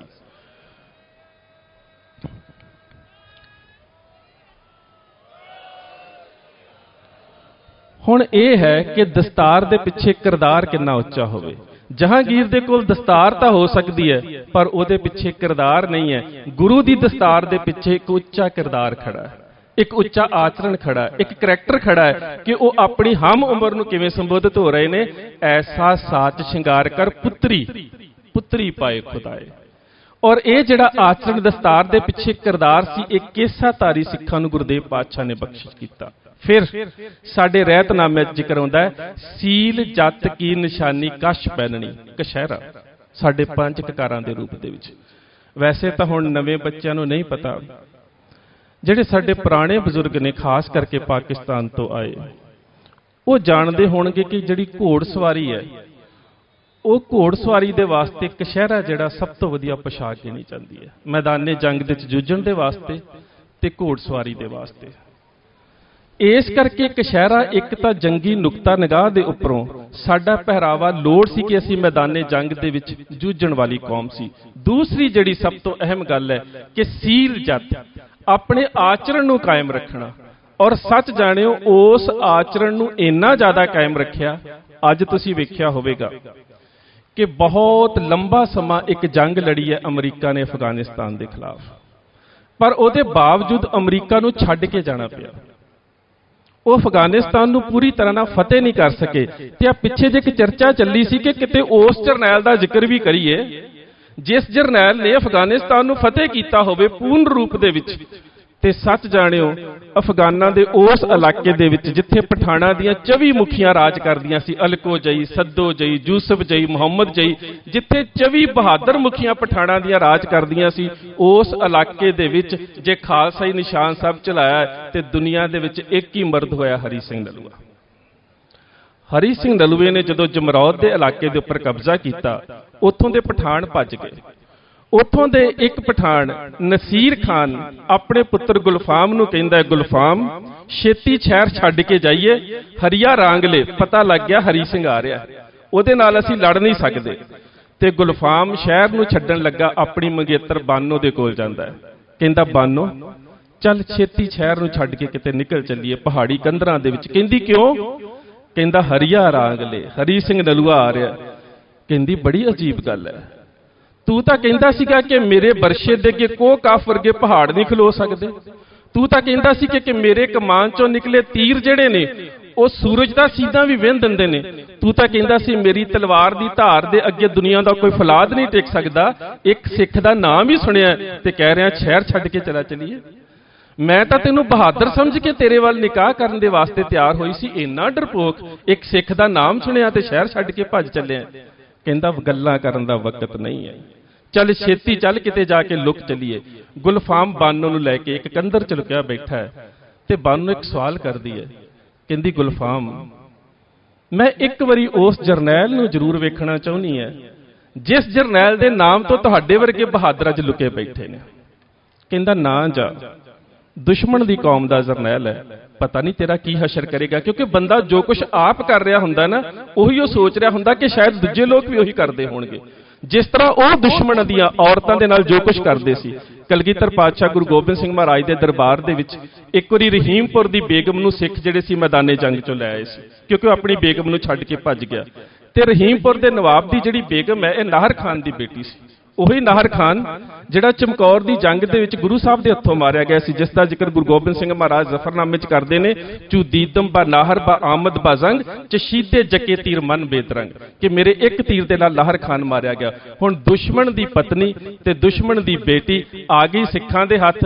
ਤੇ ਪਾਤਸ਼ਾਹ ਪਤਾ ਕੀ ਕਹਿੰਦੇ ਨੇ ਕਿ ਜਿਸ ਤਰ੍ਹਾਂ ਇਸ ਨੂੰ ਲੈ ਕੇ ਆਇਓ ਉਸੇ ਤਰ੍ਹਾਂ ਵਾਪਸ ਛੱਡ ਕੇ ਆਓ।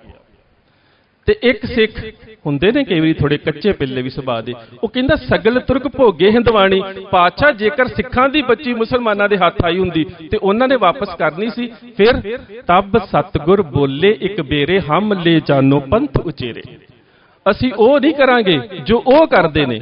ਉਹ ਆਚਰਣਹੀਣ ਹੋ ਸਕਦੇ ਨੇ ਪਰ ਸਿੱਖ ਆਚਰਣਹੀਣ ਨਹੀਂ ਹੋ ਸਕਦਾ। ਪਰ ਉਹ ਸੋਚਦੇ ਨੇ ਕਿ ਸ਼ਾਇਦ ਸਿੱਖ ਵੀ ਐਵੇਂ ਦਾ ਹੋਵੇਗਾ। ਬਾਨੋ ਆਪਣੇ ਮੰਗੇਤਰ ਦੀ ਬਾਹ ਛਡਾ ਕੇ ਹਰੀ ਸਿੰਘ ਨਲੂਏ ਦੇ ਸ਼ਮਿਆਨੇ ਦੇ ਵਿੱਚ ਜਾਂਦੀ ਹੈ ਤੇ ਸਾਹਮਣੇ ਬੈਠਾ ਹੈ ਕੌਮ ਦਾ ਜਰਨੈਲ ਹਰੀ ਸਿੰਘ ਨਲੂਆ। ਉਹ ਇੱਕ ਸਵਾਲ ਕਰਦੀ ਹੈ, ਕਹਿੰਦੀ ਤੁਸੀਂ ਕੌਣ ਹੋ? ਕਹਿੰਦਾ ਗੁਰੂ ਨਾਨਕ ਨੂੰ ਮੰਨਣ ਵਾਲੇ ਸਿੱਖ। ਕਹਿੰਦੀ ਸਾਡੇ ਇਲਾਕੇ ਤੇ ਕਬਜ਼ਾ ਕਿਉਂ ਕੀਤਾ ਹੈ? ਕਹਿੰਦਾ ਤੁਹਾਡੇ ਇਲਾਕੇ ਤੇ ਕਬਜ਼ਾ ਨਹੀਂ ਕੀਤਾ, ਆਪਣੇ ਇਲਾਕੇ ਦੀ ਰੱਖਿਆ ਕੀਤੀ ਹੈ। ਬੜੀਆਂ ਹੋਰ ਵੀ ਗੱਲਾਂ ਬਾਤਾਂ ਹੋਈਆਂ ਤੇ ਅਖੀਰ ਕਹਿੰਦੀ ਹੈ, ਉਹ ਸਿੱਖਾਂ ਦੇ ਜਰਨੈਲਾ, ਮੈਂ ਚਾਹੁੰਦੀ ਹਾਂ ਮੇਰੀ ਕੁੱਖ ਦੇ ਵਿੱਚੋਂ ਤੇਰੇ ਵਰਗਾ ਜਰਨੈਲ ਜਨਮ ਲਵੇ। ਹਰੀ ਸਿੰਘ ਨਲੂਆ ਕਹਿੰਦਾ, ਬੇਟਾ ਆਪਣੇ ਖੁਦਾਵੰਦ ਕਰੀਮ ਦੇ ਅੱਗੇ ਦੁਆ ਕਰਿਆ ਕਰ, ਬੰਦਗੀ ਕਰਿਆ ਕਰ ਕਿ ਤੇਰੀ ਕੁੱਖ ਦੇ ਵਿੱਚੋਂ ਜਿਹੜਾ ਵੀ ਪੁੱਤਰ ਪੈਦਾ ਹੋਵੇ ਚੰਗੇ ਅਖਲਾਕ ਦਾ ਮਾਲਕ ਹੋਵੇ। ਉਹ ਕਹਿੰਦੀ ਉਹ ਸਿੱਖਾਂ ਦੇ ਜਰਨੈਲਾ, ਤੂੰ ਸਮਝਿਆ ਨਹੀਂ ਸ਼ਾਇਦ। ਮੈਂ ਚਾਹੁੰਦੀ ਹਾਂ ਤੂੰ ਮੇਰੇ ਨਾਲ ਨਿਕਾਹ ਕਰ ਲਵੇਂ ਤੇ ਮੇਰੀ ਕੁੱਖ ਦੇ ਵਿੱਚੋਂ ਤੇਰਾ ਪੁੱਤਰ ਪੈਦਾ ਹੋਵੇ।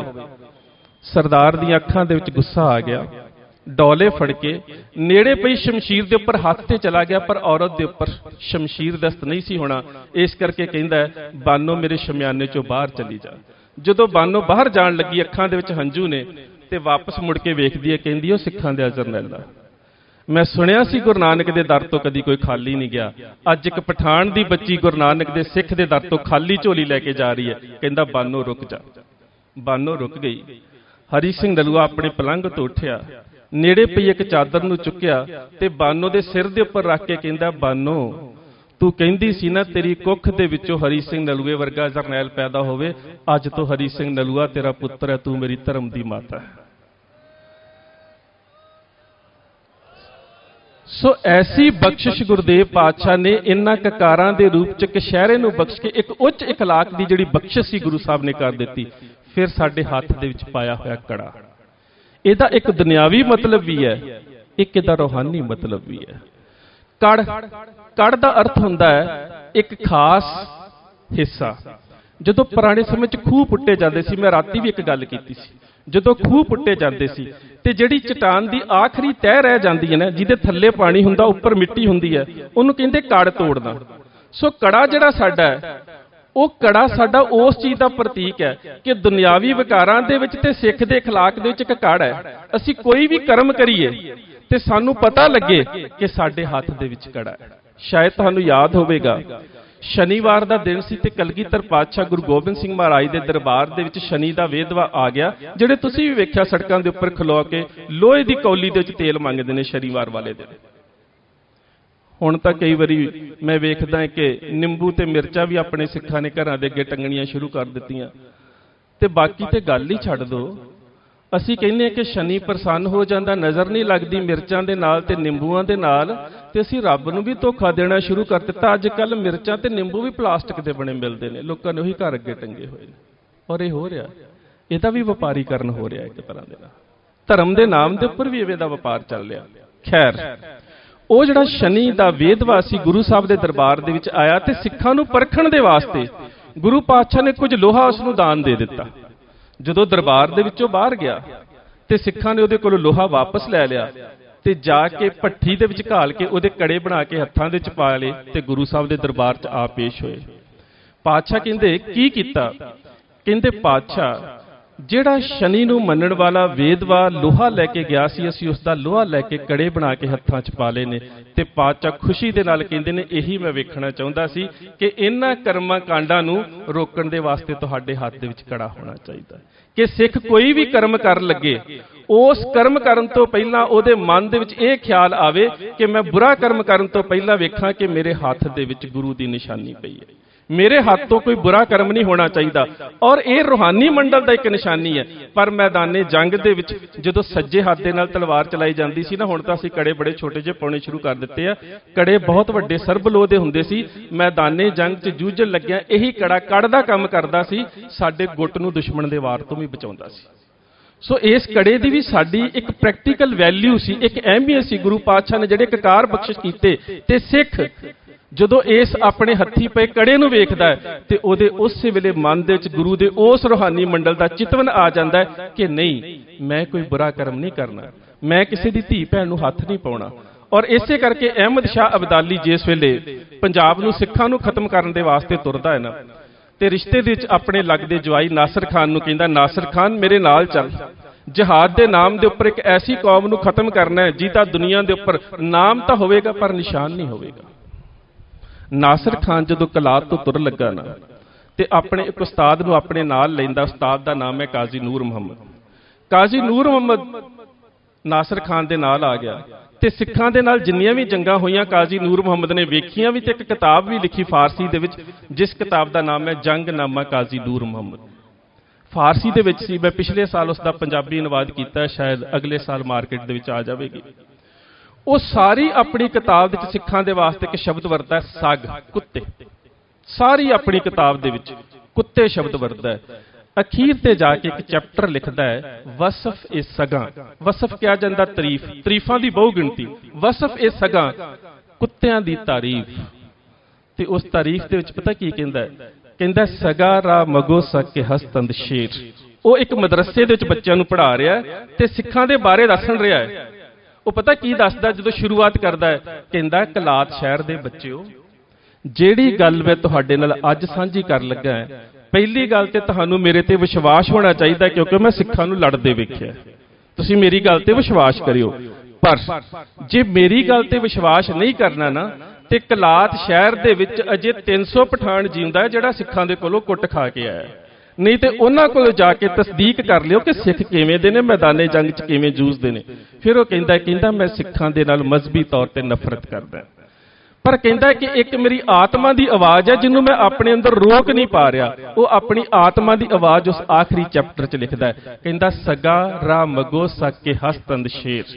ਕਹਿੰਦਾ ਨਫ਼ਰਤ ਦੇ ਕਰਕੇ ਮੈਂ ਸਿੱਖਾਂ ਨੂੰ ਕੁੱਤੇ ਲਿਖ ਰਿਹਾ ਕਿ ਇਹ ਕੁੱਤੇ ਨੇ, ਪਰ ਜੇ ਮੇਰੀ ਆਤਮਾ ਨੂੰ ਪੁੱਛੋ ਫਿਰ ਕਹਿੰਦਾ ਬਾ ਮਾਦਾਨੇ ਮਰਦਾਂ ਚੋਂ ਸ਼ੇਰਾਂ ਦਲੇਰ। ਇਹਨਾਂ ਨੂੰ ਕੁੱਤੇ ਨਹੀਂ ਕਿਹਾ ਜਾ ਸਕਦਾ, ਕਿਉਂਕਿ ਮੈਦਾਨੇ ਜੰਗ ਦੇ ਵਿੱਚ ਇਹ ਸ਼ੇਰਾਂ ਤੋਂ ਕਿਤੇ ਵੱਧ ਦਲੇਰ ਨੇ।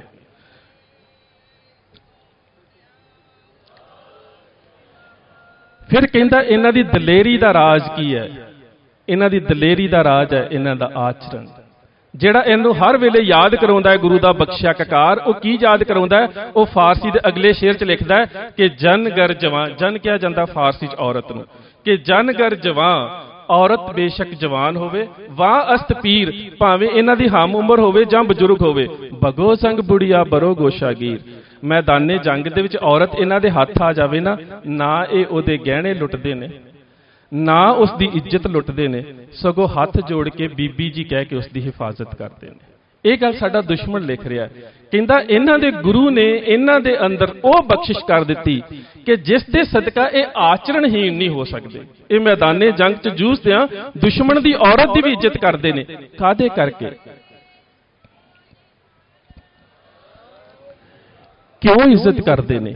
ਕਿਉਂਕਿ ਗੁਰਦੇਵ ਪਾਤਸ਼ਾਹ ਨੇ ਬਖਸ਼ਿਸ਼ ਹੀ ਐਸੀ ਸਾਡੇ ਉੱਪਰ ਕਰ ਦਿੱਤੀ। ਸੋ ਉਹ ਕਲਗੀਧਰ ਪਾਤਸ਼ਾਹ ਗੁਰੂ ਗੋਬਿੰਦ ਸਿੰਘ ਮਹਾਰਾਜ ਜਿਨ੍ਹਾਂ ਦੇ ਵੱਲੋਂ ਪ੍ਰਗਟ ਕੀਤੇ ਖਾਲਸੇ ਦਾ ਅਸੀਂ ਇਹ ਪ੍ਰਗਟ ਦਿਹਾੜਾ ਮਨਾ ਰਹੇ ਹਾਂ, ਉਸ ਪ੍ਰਗਟ ਦਿਹਾੜੇ ਦੇ ਉੱਪਰ ਇੱਕ ਗੱਲ ਅਸੀਂ ਮੰਨ ਕੇ ਚੱਲੀਏ ਕਿ ਜਿਹੜੀ ਬਖਸ਼ਿਸ਼ ਗੁਰਦੇਵ ਪਾਤਸ਼ਾਹ ਨੇ ਕੀਤੀ, ਐਸੀ ਬਖਸ਼ਿਸ਼ ਕਿਸੇ ਹੋਰ ਕੌਮ ਦੇ ਉੱਪਰ ਕਿਸੇ ਰਹਿਬਰ ਨੇ ਨਹੀਂ ਕੀਤੀ।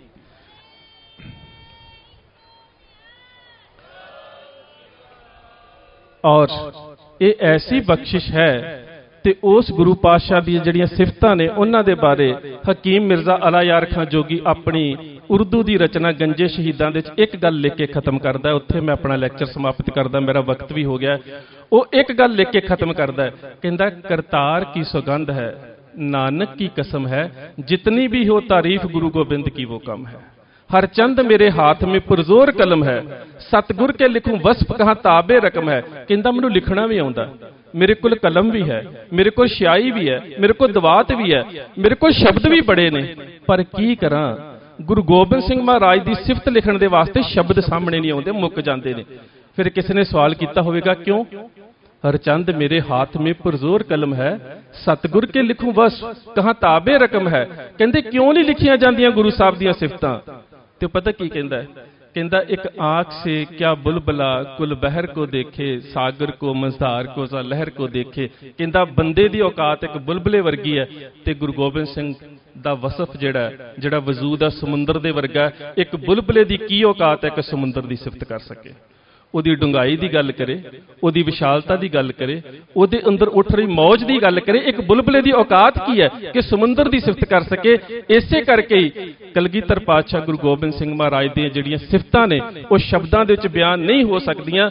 ਤੇ ਇਸੇ ਕਰਕੇ ਜਿਹੜੀ ਬਖਸ਼ਿਸ਼ ਸਾਡੀ ਝੋਲੀ ਦੇ ਵਿੱਚ ਪਾਈ, ਉਸ ਬਖਸ਼ਿਸ਼ ਨੂੰ ਸਮਝੀਏ। ਉਹੀ ਕਵੀ ਕਹਿੰਦਾ ਦੁਨੀਆ ਦੇ ਲੋਕੋ, ਉਹ ਮੁਸਲਮਾਨਾਂ ਨੂੰ ਸੰਬੋਧਿਤ ਹੋ ਕੇ ਕਹਿੰਦਾ ਦੁਨੀਆ ਦੇ ਲੋਕੋ, ਜੇ ਕਿਸੇ ਧਾਰਮਿਕ ਤੀਰਥ ਸਥਾਨ ਦੇ ਦਰਸ਼ਨ ਕਰਨੇ ਨੇ ਤੇ ਦੁਨੀਆ ਦੇ ਵਿੱਚ ਕੇਵਲ ਇੱਕ ਹੈ, ਕੇਵਲ ਇੱਕ ਤੀਰਥ ਸਥਾਨ ਹੈ ਧਾਰਮਿਕ। ਉਹ ਕਹਿੰਦੇ ਕਿਹੜਾ ਹੈ? ਕਹਿੰਦਾ ਬਸ एक हिंद में तीर्थ है यात्रा के लिए, कटाए बाप ने बेटे जहां खुदा के लिए।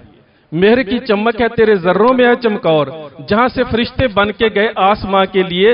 दिलाई कौम को सरबाजियों से सरदारी, बराए कौम जे रुतबे लहू बहा के लिए। अपील करता हूं हज करो जहां आकर, इस्तदा करता हूं सिंहों की करबला के लिए। कहता कि ये जिहड़े रुतबे सिंहां ने लए ना, मैदाने जंग दे विच अपना खून बहा के लए ने, और उस बहे हुए खून के पिछे साडी गुरुदेव पातशाह की वह बख्शिश है जो पातशाह ने कहा खालसा मेरो सज्जन सूरा, खालसा मेरो सतगुर पूरा। जिहड़ी पातशाह ने यह बख्शिश कर दी। हुण इस गल नूं इस्लाम किवें प्रवान करे? कि यह होवे एक मुसलमान कवि ते कह दवे कि दुनिया दे विच सब तो वड्डा तीर्थ स्थान हिंदू जां मुसलमान धर्म दे विच नहीं, सिखां दे कोल है। दुनिया का सब तो वड्डा रहबर सिखां दे कोल है, गुरु गोबिंद सिंह महाराज। दुनिया की सब तो वड्डी माता माता गुजर कौर है। दुनिया के सब तो जिहड़े रूहानी फरजंद ने वो गुरु गोबिंद सिंह महाराज के साहिबजादे ने। इस्लाम धर्म ने इन्हूं मुर्तज कर दिता, इस्लाम चों कढ दिता, एक्सकम्यूनीकेट कर दिता। बादशाही मस्जिद के काजी ने फतवा जारी कर दिता कि इस अला यार खान का इस्लाम के नाल कोई संबंध नहीं, जिन्ना चिर माफ़ी नहीं मंगता। बजुर्ग हो गया, मौत के कंढे ते पिया सी, बीमार सी। इहदे कोल काजी आया ते काजी कहंदा है आ लो कलम ते आ लो दवात। अला यार खान जोगी कहंदे ने की करना है? कहंदा तुसी सारी उम्र बहुत वड्डा गुनाह कीता है कि तुसी सिखां दे गुरु की तारीफ की, एक काफर की तारीफ की है। तुसी लिख दिओ एक अखर दे विच कि मैं जो कीता है गलत कीता है, ते असीं तुहानूं तलाफी दे के तुहाडी तौबा नूं स्वीकार करके दोबारा इस्लाम दे च लै आउंदे आ, बड़ा वड्डा सवाब होवेगा।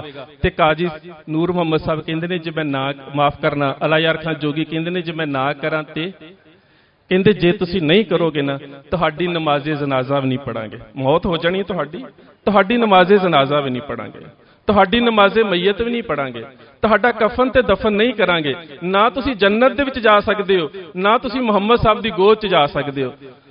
ते काजी नूर काजी माफ करना काजी दे सवाल दे जवाब दे हकीम मिर्जा अला यार खान जोगी कहंदे ने काजी साहब मैनू मर जान दिओ, मेरा कफन ते दफन ना करियो, मेरी नमाज़े मैयत भी ना पढ़ियो, मेरी नमाज़े जनाजा भी ना पढ़ियो, मेरी लाश नूं इस अनारकली बाजार दे छोटे जे घर दे च रुलदा रहन दिओ, कां कुत्ते खा जाण। मैं जन्नत दे विच नहीं जाना चाहुंदा, ना उड़ीके मैनू मुहम्मद साहब दी गोद, पर मैनू इन्ना माण है मैनू गुरु गोबिंद सिंह दी गोद उड़ीकदी है।